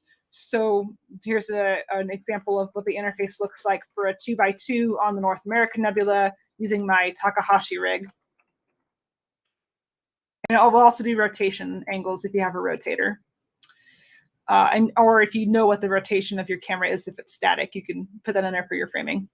It has a flat wizard, so you tell it what filters you want to take your flats on, and it rolls through each of those and determines the correct exposure time to have your histogram approximately in the middle, and takes as many flats as you tell it to, saves those out, and you don't you only have to set it up and let it run. And then when it's done, get your files. You don't have to go try to futz with the exposure times yourself. It will figure all that out. Nice. So I want to walk through what an example sequence looks like, because this can be kind of mystifying for people who are just getting into astrophotography, because it's a lot of kind of little software things to figure out. So in Nina, at the top, you have your global triggers and your sequence start items. So in here, I have a global trigger of the a meridian flip. So whenever a target is due for meridian flip, this will execute, and this gets checked on a continuous basis. And I can't say mouse. I have it set to autofocus every 60 minutes, which it will do in tandem with, like, if you're in the middle of exposure, it's not going to start in the middle of your exposure. I have it wait until 30 minutes before astronomical darkness to start cooling the camera. Then it cools the camera, and then 5 minutes before astro dark, it starts the sequence, so that by the time it's all done plate solving and focusing and everything, it's astro dark and it's time to image. No, I forgot I had these in here. Yeah, there you go. There's a lot of different commands available for each of your devices to do a huge variety of things in the exact order that you want them done in. So here's what the top of a target looks like. We have the target info at the very top, the RA deck. It shows a little graph based on your location of when it's going to be at what altitudes and what times of the night to help with your planning. And then the first kind of sequence box I have in this overall target sequence is the target preparation instructions. So at the beginning of it running this target, it switches the filter away from one of my narrowband filters so that it has an easier time doing plate solves and focusing, slews to where I want it to, runs autofocus, and then it does the plate solve. This is something that I was not able to do in Seeker Perimeter Pro. If it was out of focus when it slewed and tried to center the target, it would just never center the target. Yep. Because especially on my Takahashi, the stars can get the focus can change dramatically with temperature. So I usually had to focus it before I went to bed so that Seeker Perimeter Pro could run plate solving. But here I can tell it to slew to the spot first, so that I'm also making sure I'm on a spot with stars when I run autofocus. Run the autofocus, and then do the centering and the plate solving, and then start imaging, start the guiding and whatnot. So in the target, the next sequence inside of the overall target sequence is the actual imaging instructions, where I tell it how many exposures I want, how long I want them to be, what I want the binning to be, what filter I want to use, how often to dither, and I also have set in there how long to run the target for. So in this case, for this target, I have it set to stop at 45 degrees altitude, because that's when it's going to go below my roof. And that will auto update each night to whatever time that 45 degrees will hit. And then at the end, when it hits that end time, it will execute the target end instructions, which all I have here is just stop guiding, so that in case I have a gap between this and the next target. So it's not trying to guide looking at the roof or something like that. You could do multiple filters in each imaging sequence. So here is a shot from my Takahashi where I have LRGB filters, and I've got different exposure times set for them, different amounts of exposures, and you can set the dithering and all that stuff there. So you can run multiple filters, and I think you can have them rotate through if you really wanted to, like if you're doing a comet or something. Or you can just have it do all the L's, then all the R's, and all the G's, etc. You can, like I mentioned, you can set times to go based on events like astronomical dawn, astronomical dusk, which will update automatically each time you open the sequence. So you don't have to go figure that out on your own every time. And you run your sequence, and then in the morning you go copy all your files down over your network. I get up, I start the file transfer, I go take a shower, and all my files have transferred over the home internet from my Astro machine to my desktop, so that I can start looking through them and deleting all the bad ones while I'm eating breakfast. All right, I am coming up on the end here. I know it's got a bit long with all the questions. No, it's all but good. No, you're fine. Okay. So some tips and tricks to kind of help smooth out, because it is a lot of work and a lot of iterating and a lot of figuring things out to get a backyard set up automated, but it can be done and a lot of people do it. So some tips and tricks: when in doubt, reboot the computer. If like your guide camera's not connecting, if you're getting really wild, weird guiding, if you're getting like black frames out of your camera, if like your telescope won't slew, just reboot the computer. It really does fix 95% of problems. And sometimes it's just like a program handle got stuck open in another program, or a USB handle got grabbed by something else, or Windows is complicated. So just reboot. It will clear everything out. You can try again.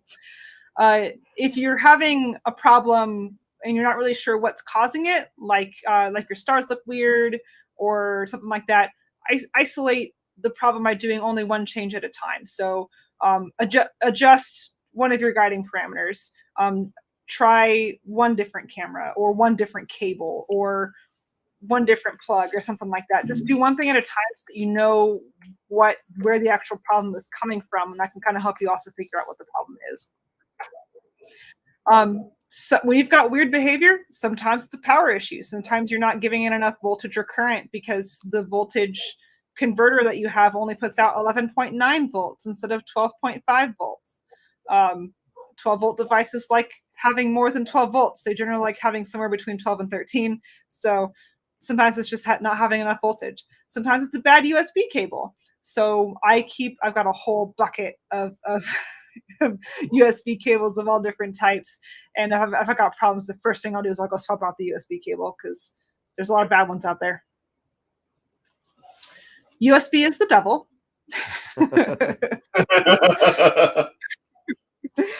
USB has given us a lot.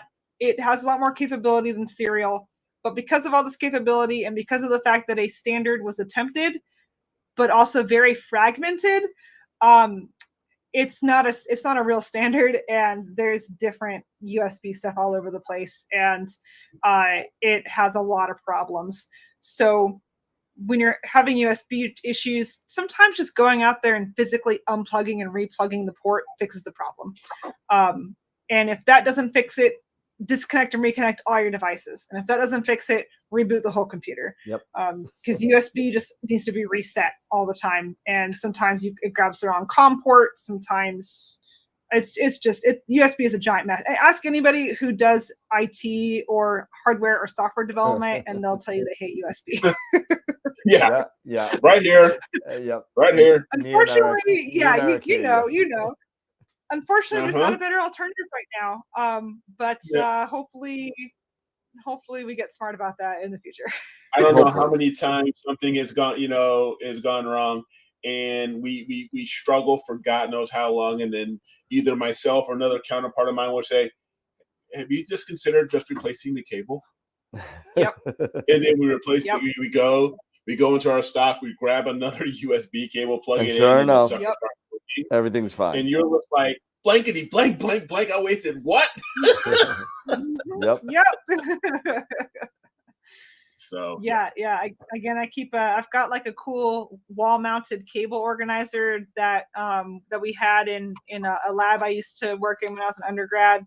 And I just got them all organized by type, and I just go grab. I need mini USB, I need USB-B, I need USB 3.0. I just go grab the cable. I've got a bazillion of them. Cables are cheap. Buy lots of them. you will always need one more cable. Right. This is exactly right. To even Sean's point, I have actually started taking an inventory of all the different types of cables I need, and then I'll just go on the Amazon, for a set period, and I'll say, okay, I need so many cables, and I'll buy like 5 of each, and just keep a stock of them, and then when I get low, I'll buy. I have my high-low inventory. When I hit my low point, it's time to reorder. Dude, I'm telling you, you're gonna get your own closet of death going. I started buying angled cables now too. to help relieve cable tension on a lot of devices. And that can solve a lot of problems too. Sometimes you're pulling that USB too tight and it's losing a little bit of connection, or it's got some kind of pinch in it. One night my Ioptron just would not communicate, and I figured out that my USB hub had fallen off of the place where it sat, and the USB cable from the mount was pinched. And that's why it wouldn't communicate with the computer. So exactly. USB is a major source of problems. So that should be your first stop whenever anything is wrong, no matter how unrelated you think it is. USB. USB. Yep. Yeah. All right. I think I'm sharing my screen again. Yeah. Sometimes, not always, sometimes driver updates do help. Sometimes you get an update for like PhD2 or for Nina and a new version, and it's kind of meant to work with a new version of a device's driver. So sometimes going and updating that driver will alleviate connection problems. Not always. Sometimes it makes it worse. So actually, I keep copies of old drivers on my computer so that I can roll back if I need to, because sometimes those can be really hard to find. So I just I keep old copies of those. Sometimes when your guiding is bad, your mount is fine, your camera is fine. Sometimes just the atmosphere is not on your side. Sometimes it's due to seeing or transparency. And I have to remind myself of this quite often, because my guiding will be getting really weird and I'm like, what's going on with the mount? And then they'll be like, it's probably just really bad seeing tonight. Which in Ohio is not an infrequent occurrence. Yeah, I feel you coming from Long Island. So yeah, sometimes you just gotta tough it out. Sometimes you're just gonna have a night full of streaked images because the seeing was really bad. Do make sure you're taking guiding exposures that are longer than 2 seconds. That will solve a lot of your seeing problems. You don't want to be chasing the seeing. Taking exposures of 2 seconds or longer will generally average out most seeing turbulent cells. Make sure your guiding exposures are at least 2 seconds. And finally, persist. It's hard. It's a lot of work. We all know astrophotography is very difficult, and especially trying to do all this automation, there's a lot of problem spots. But if you work on one thing at a time, and you can iron everything out and finally get some sleep, you will continue to have problems the rest of your life. I perennially am running outside to go unplug USB cables, or my guide camera has finally died, or every other little thing. So I'm still out there fairly often. I'm still up till midnight some nights. But it is worth it for the nights where everything runs nicely. I get up in the morning, the mounts are parked, and I just download my data, and it came out well. This does happen on a regular basis. So it's worth it for those nights. Yeah, so in conclusion, it takes a lot of work to be automated, but it's totally worth it. I get to image every night it's clear, every night it's half clear, every night the moon's up or down. I don't have to go through all the effort of packing and unpacking, only to risk only being able to image for a couple of hours. I can just image for a couple of hours if I want. If it's going to be cloudy after 2 a.m., I tell it to stop imaging at 2 a.m. while I'm asleep. And I get to sleep, which is really great when you're in school and need sleep. Nice. Yeah. Yeah, so that's what I've got. Let me get out of PowerPoint mode here. Here we go. Automation, baby. Gotta love it. Gotta love it. Oh man, that's awesome. Questions. Oh yeah, a bunch of questions, but all right. They're all quoting Star Trek 1 now for some reason. Not sure why. Ooh, Star Trek quotes. Let's hear it. I'll have to go look.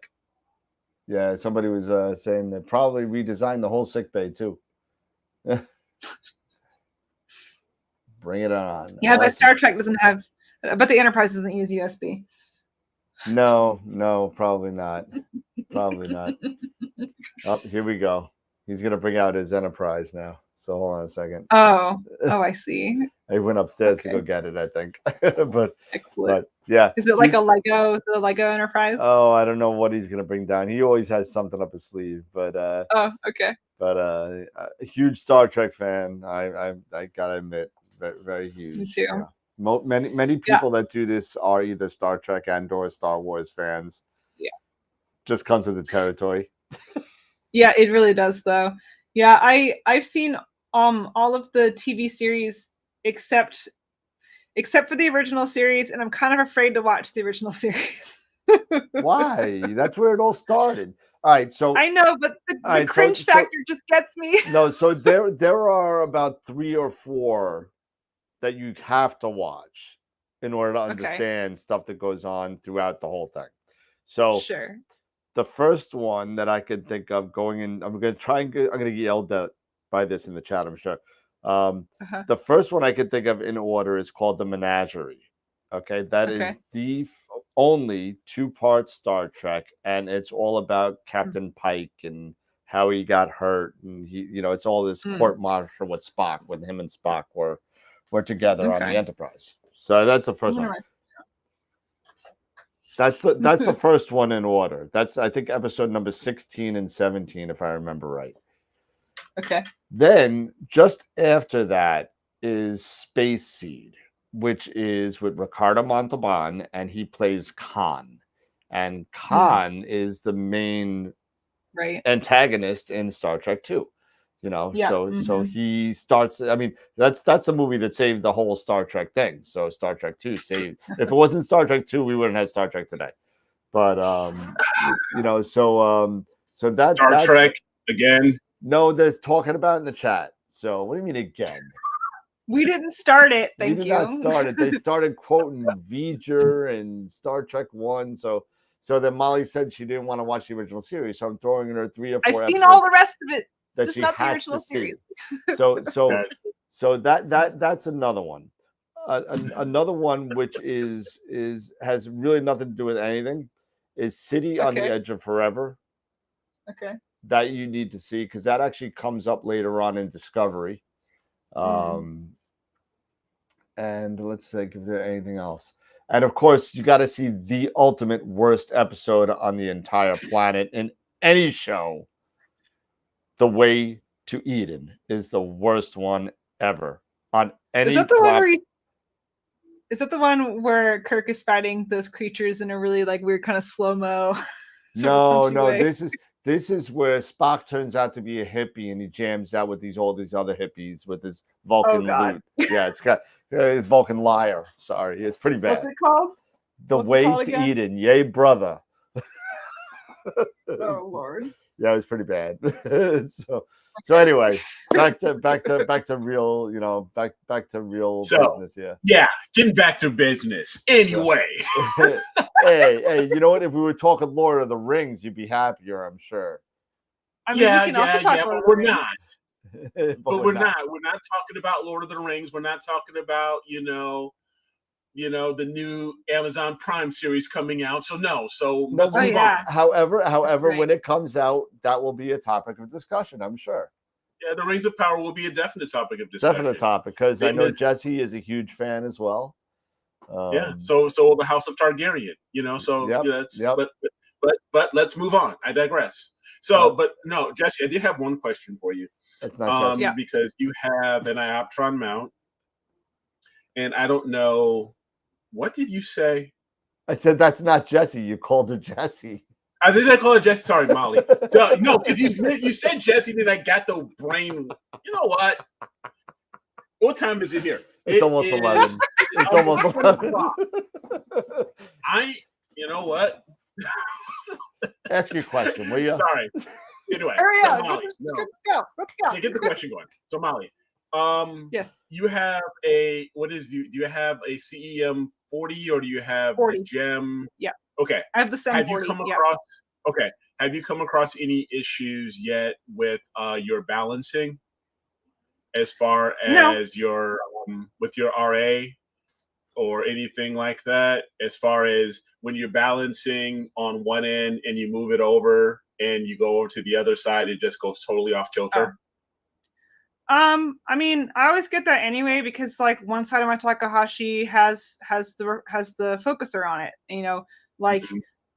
there's always going to be a little bit of imbalance on a lot of different setups, but it's important to remember that these motors can drive an awful lot of weight, and most modern mounts can handle a little bit of imbalance. and it's not really been an issue. The issue I was having recently, my guiding looked okay, but it had weird spikes, which it does anyway from dithering. But my stars looked like they were bouncing, like in very tight streaks. Not very much different than just bad guiding. And I re-greased it this weekend, and lo and behold, it's back to normal.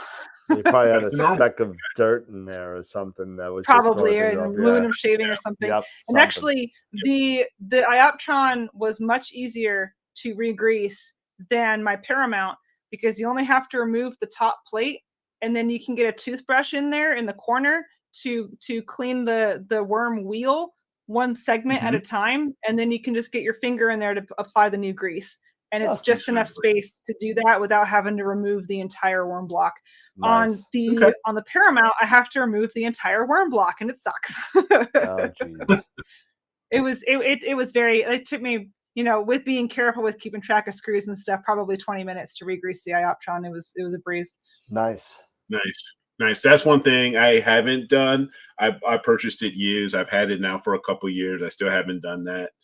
I just get a little nervous about some of those things because I'm not, I have these big hands and things start, I start dropping little tiny pieces of, tiny screws, and things just start going away. And it's like, where the heck is it? Extra parts, man. Extra parts. Yeah, extra magnetic parts. screwdrivers and itty bitty. I have little bowls that I use for like dips, but also for screws. Nice. Yeah, there you go. It's dual function. There you go. Yeah, dual function kitchenware. Magnetic screwdrivers help a lot too. And also, like, for a lot of this, like, you just have to remove a plate. So a lot of time what I do is I'll leave the screws in the plate and just lift the whole plate up so that the screws stay in it, and then just set the plate down on my bench, and that kind of helps keep track of them too.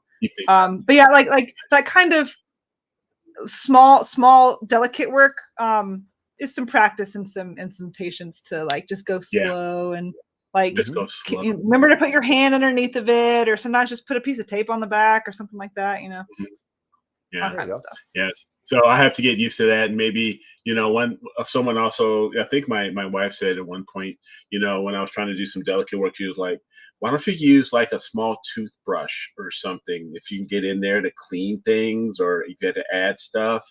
So yeah, stuff like that. Yeah. I'm a big fan of Q-tips. Yep. Yeah. And they make lintless Q-tips for like cleaning camera sensors and stuff. Lintless Q-tips exist, but I use regular Q-tips for all kinds of things. For taking the old grease out, I took a children's toothbrush and I cut the bristles in half, like down to half height, and then I just get in there and scrub out the grease and wipe it on a towel, on a one of those blue shop rags, the shop towels. And that works great. Then I just get in there with the toothbrush, and I thought about applying the grease with the toothbrush as well, but much skinnier fingers fit into the gaps. So there you go. Nice. Cool. Well, yeah, because I was asking because I was I'm actually thinking of because I have a bit of leaning on my RA. And I've been doing a lot of surfing in YouTube, and someone told me, especially with the Ioptron, the center balance mounts, they can get a little, goofy on the balance where, it works on one side, but then all of a sudden it just tilts and it just drags. So they've started doing a lot of doing a counterbalance on the Z-axis on the RA, and you can and there's several videos where they've ended up putting additional weight either somewhere on the shaft of your counterweight, on your counterweight shaft. They've added in a little piece here or there to help counterbalance all of that, so it can then modify kind of a one-sided piece on the counterweight bar or something. Okay. Yeah, I mean, now that you've mentioned it, I did balance it. I rebalanced it after I did the re-greasing this weekend, and it goes on one side it'll be nice, on the other side it'll drop a bit, but it was a little enough drop that I'm not worried about it. And if you kind of set it so that it's a little bit heavier on the side that it's So when you're tracking an RA, it's pushing in one direction. When you're guiding an RA, it's also only pushing in one direction. It's either pushing or it waits for the gear to catch up. So if you slightly off balance on the side that it is pushing toward, which I think you put the weight on the east so that it pushes it west. I have to go look at it. I can't remember. Yeah, I'd have to take a look at it too. It's always pushing it instead of pulling it. And that's a lot of people have had success doing that back before the motors got better or the designs got better and stuff. People used to say you should offset it a little bit, actually. Yep. But also it's not necessary with some of the modern mounts. But that so that could work too, where you set the counterweight so that it's the side that is offset is the side that the RA is pushing on instead of pulling on, and that may help. Right, that may help. Right, yeah, because I also had some issues, even with it would do some goofy, things with the tracking. The tracking would be slightly off, and I've heard, of things like that happening with these mounts too, where the tracking isn't as good as it should be. I've heard it happen more now on the CEM70s. So you've got a 40, I've got a 60, so we don't have to worry about that as much. But I've heard that there have been some tracking errors or tracking issues with the 70s, and they end up, you spend all this money on this new 70, and then you have to actually buy it, build this jerry rig, another counterbalance just to get that working. Yeah, that's why a lot of people across we spoke about this on a couple of prior shows, that people have been scouring the earth for the 60s because they perform better than the 70s did. And even though it's a little bit less of a payload capacity, but the just performance of the mount is so much better. I mean, Eric, you found one for Simon in New Zealand. He was searching for a year for it. I hunted one down. I still haven't gotten my finder's fee for that. No, so. You won't. I'm expecting Kiwis, to come in. You should. Like should. It's probably so expensive to import stuff there. Like, you should probably be paying him. Yep. I know, right? You ain't kidding. He's making negative money on it. Yeah, Mark Ellis said he can't even find. He's had a CEM70AG on sale for a long time, and he can't even find somebody to buy it. Hey, Mark, you know what? We can put that in my closet of death. The closet of death with my original Aunt Leah 03 filter, which I can't sell. So and we'll chuck all my Celestron mounts in there too. Oh, I do. I have a nice black closet of death, and I'm going to get a sticker made for it. It's going to call Closet of Death. Yeah, that's what I ended up, because that's why I ended up tossing, speaking of Celestron mounts, because I had the CGX and it just went, and I hated it. I got it. It was great for a while, and then I have stories. Do I ever have stories? It's been a supreme adventure with my CGE and my CGE Pro and my AVXs too. Celestron makes some very odd design decisions, such as using Ethernet cables to conduct the motor signals. And oh, by the way, so in the RI axis on Celestron mounts and a lot of others, you need 9 pins because you have limit switches and you have stuff like that. There's my cat again. But of course, Ethernet, as you all know, only has 8 pins. So Celestron decided to use a shielded Ethernet cable and used the shielding as the 9th pin. I don't know what engineer came up with this idea, but I think most people would say that it was flawed from the start. And there. And so what ended up happening was, and here's the kicker: it was the ground pin. Oh, wow. That's awesome. Yeah, and it's really even weirder. So these motors, the Celestron didn't make the motors; they're made by Pittman, but the motors for the CGE are proprietary, so it's kind of Celestron's fault for this one. But when they lose the ground signal, now if you know anything about DC electronics, at least as far as I've been able to learn, usually when you lose ground, you just you get weird behavior or things don't work because you need to have the ground in order to have the voltage, right? For DC. Yeah, no, that's not what happens with flush-on mounts. When you lose the ground, the motor starts spinning at high speed, and those shielded Ethernet cables, if you touched it, if you bumped it, if you looked at it funny, then that ground connection would disappear and it would start spinning out of control, and I had to shut down the mount, and I had to realign it all over again. And oh no. Yeah, I've on each of the mounts, I've eventually killed a motor in each mount for I don't know what reason. The motors have just died one by one. Usually probably encoder potential. I don't think the motor itself dies. Something goes wrong with the encoder. But yeah, sometimes it's even Celestron's more expensive mounts like the CGE Pro. It's a $5,000 mount originally. It's now the heaviest paperweight. Yeah. Yep. I did not buy it at full price. I bought it used, so don't panic. But sometimes it's worth to take that $5,000 and plow it into another manufacturer's mount. I mean, I gotta tell you, I mean, I'm a Cinta guy, so pause for a second. Your horse head. It is.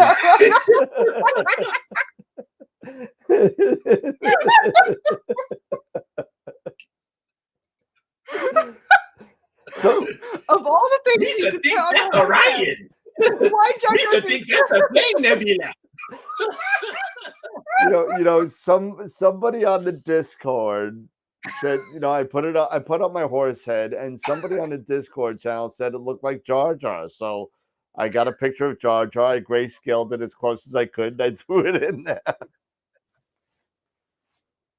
It's almost as good as Eric Cole's Turkey Nebula. Almost. It's not quite. Yeah. It's not quite. Yeah, like year before last, he had a picture of the Orion Nebula that he mixed with a picture of a turkey, and it was really cool. Actually, it was the Orion Nebula looked like a turkey, and he it was this happy Thanksgiving message. That's funny. That's funny. That was cute. Yeah, I've seen a couple of his turkey. Yeah, when he was on the show back in May, I think he was showing us a bunch of. They were pretty cool. Yeah. But yeah. Anyway, sorry, I had to interrupt you for. All good. All good. But we do have to do our giveaway tonight. We should do that before everyone goes to bed on the East Coast. Okay, let's do it. And today, but also real quick, Kitty Vision. Kitty. Oh, he's sleeping. Yeah. Oh yeah. So my monitor is quite warm. It puts out a lot of heat, and he just leans up against it and takes a nap. He just loves the heat. There you go. Oh, he does. He's a warm boy. He's a boy who seeks the warms. All right. Well, here Am I on go. this one? What's up? Am I on this one? I don't know. There's like 90 people on there. So okay. Let's see if I could do a quick scan. And I don't remember what all ones I signed up for that one day. Okay. Don't worry about it. Spin the wheel. Okay. Let's not keep the people waiting. Spin the wheel. Roll that beautiful bean footage. Here we go. So roll that beautiful bean footage. There you go. No whammies. No whammies. $50 goes to big money. No whammies. Oh. Jeff Swanson. Oh, Jeff. Congratulations to Jeff. I'll send you an email tonight regarding your winning. You could use that $50 gift ticket to anything at Camera Concepts, and I will send you a link to a little Google form that I need you to load up to send up to me, so we could make sure that you get the right information. So congratulations to Jeff Swanson. So we don't have to. It's great we don't have to do two. We usually have to do. We sometimes have to do two because we forgot to do one from the last show. Yeah. So wow. I tell you though, thank you for that video, for your presentation there, Molly, on automation from the home. That was really cool because I do the lazy automation, with my ASI Air, Oh yeah. I'm just I've been lazy. hesitant to try my ASIR because I have so much fine control over the system I have now. But yeah, the one system I might use it with is the Skywatcher because there's not as many things on it to control. So I might give it a try. Yeah, I have two setups. I got my Eagle setup on the pier that I connect IRDP right on my home internet connection, and I just run into there from my laptop. And I have my I have a little tiny IXOS 2 mount that's like 26-pound capacity that I throw my Red Cat. That's my ASIR setup. So I got ASIR Red Cat. Yeah, it got this little dinky thing. And so adorable. It's all red. It's all red. Is the mount red too? No, the mount, but the mount is black, so that's okay. So it kind of kind of matches. It's okay because you got ZWO, you got ZWO ASIR, you got ZWO cameras, you got the mini guide scope, you got the Red Cat, which is red and black.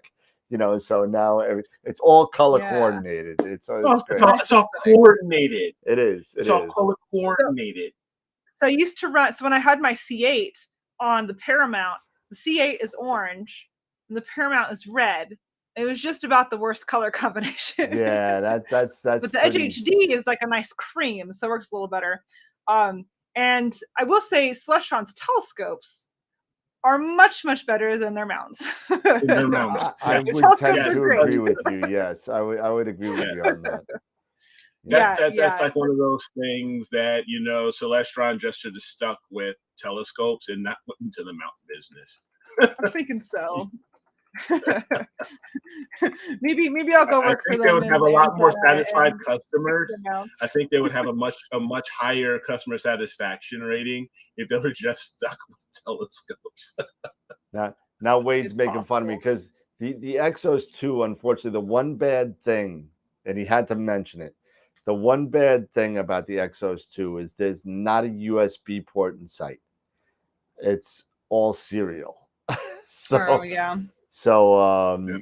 PMC8 controller box is all serial ports. So it's serial RA and DEC to the PMC8 and then serial out. And you have to have a chips and FTDI chipset. Yep.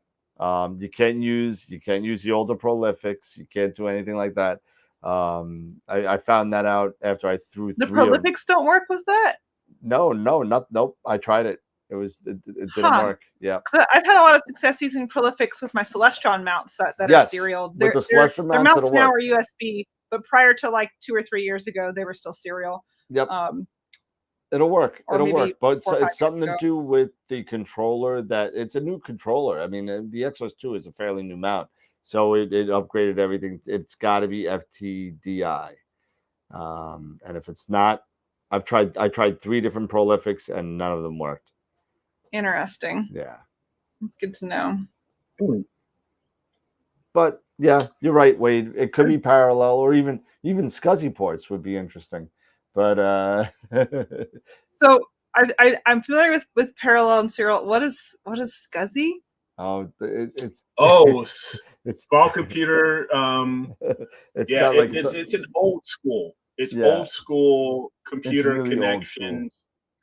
Old school computer where you have hard drive. Yeah, it's like old school RAID technology. RAID cards for redundancy. Okay. Small computer serial interface, I believe, is what it stood for. And that's how we used to. I think I've seen that word before. It's how we used to in the old days. Used to have our build out our RAID controllers. They were always SCSI, and the interface. There you go. There it is. Yeah. Oh yeah. It's like GPIB. It's like GPIB. Yeah. Exactly. Yeah. There you go. Yep. So. Yeah, I have seen that before. Yeah. That brings back memories for me. Gosh, I'm starting to age myself. Oh yeah, so I'll age everybody right now. Well, because I'm probably the oldest one here at the moment. But 5 1/4 inch floppy drives. Oh yeah. I don't know if you're the Well- oldest here right now. I don't know if you're the oldest. Me?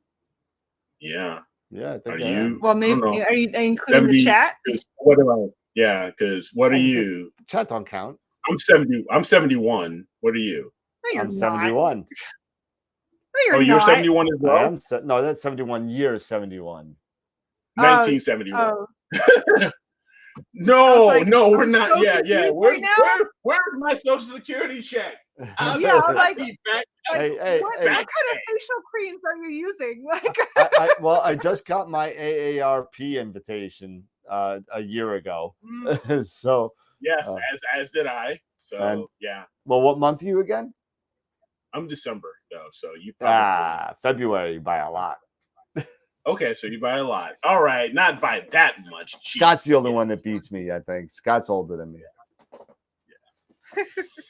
Yeah, Old as dirt, baby. Old as dirt. Yep. Yep. So it's all good. All right. But Well, yeah, I mean it's what 11:15. It's already been here 2 hours and 15 minutes, man. It's been a long night. yeah, it was a great show. yeah, So just thank start you to think again. about. Yeah, you're welcome. And I have to spread the good gospel of astrophotography Absolutely. wherever I go. Absolutely. We're glad you were able to come here tonight, and we got to talk about the Astropalooza thing. I got to figure out what I'm going to be doing with that, because I'm not sure how I'm going to work this thing. This is turning out to be a lot bigger than what I thought it was going to be, because so You should enlist the help of Scott Roberts. He's been doing these kind of larger things on I Global speak Star to Party Scott for a while. on a weekly basis. So Okay. So if I need any help, I know for a fact he will help out. But it's gonna be interesting. I think it's gonna be about 10 or 12 people plus vendors and stuff. So it'll be our own little fake NEEF thing. Oh yeah. When ish is that going to be? April. April. April supposedly. If it's there, I'll be there. But other than that, Oh, I mean Astropalooza. When's Astropalooza? Oh no, November, I think. November. Okay. Yeah, November is going to be right before the holidays. A couple weeks. Maybe like the middle of November. I've not been to NEEF. I'm not that far away from it here. No, you're not that far. You're not horribly far. I mean, it's a drive, but at least you don't have to come south into Long Island. But if you do end up going, and you want to go check out the city, let me know. I'm literally an hour and a half from NEEF. Okay.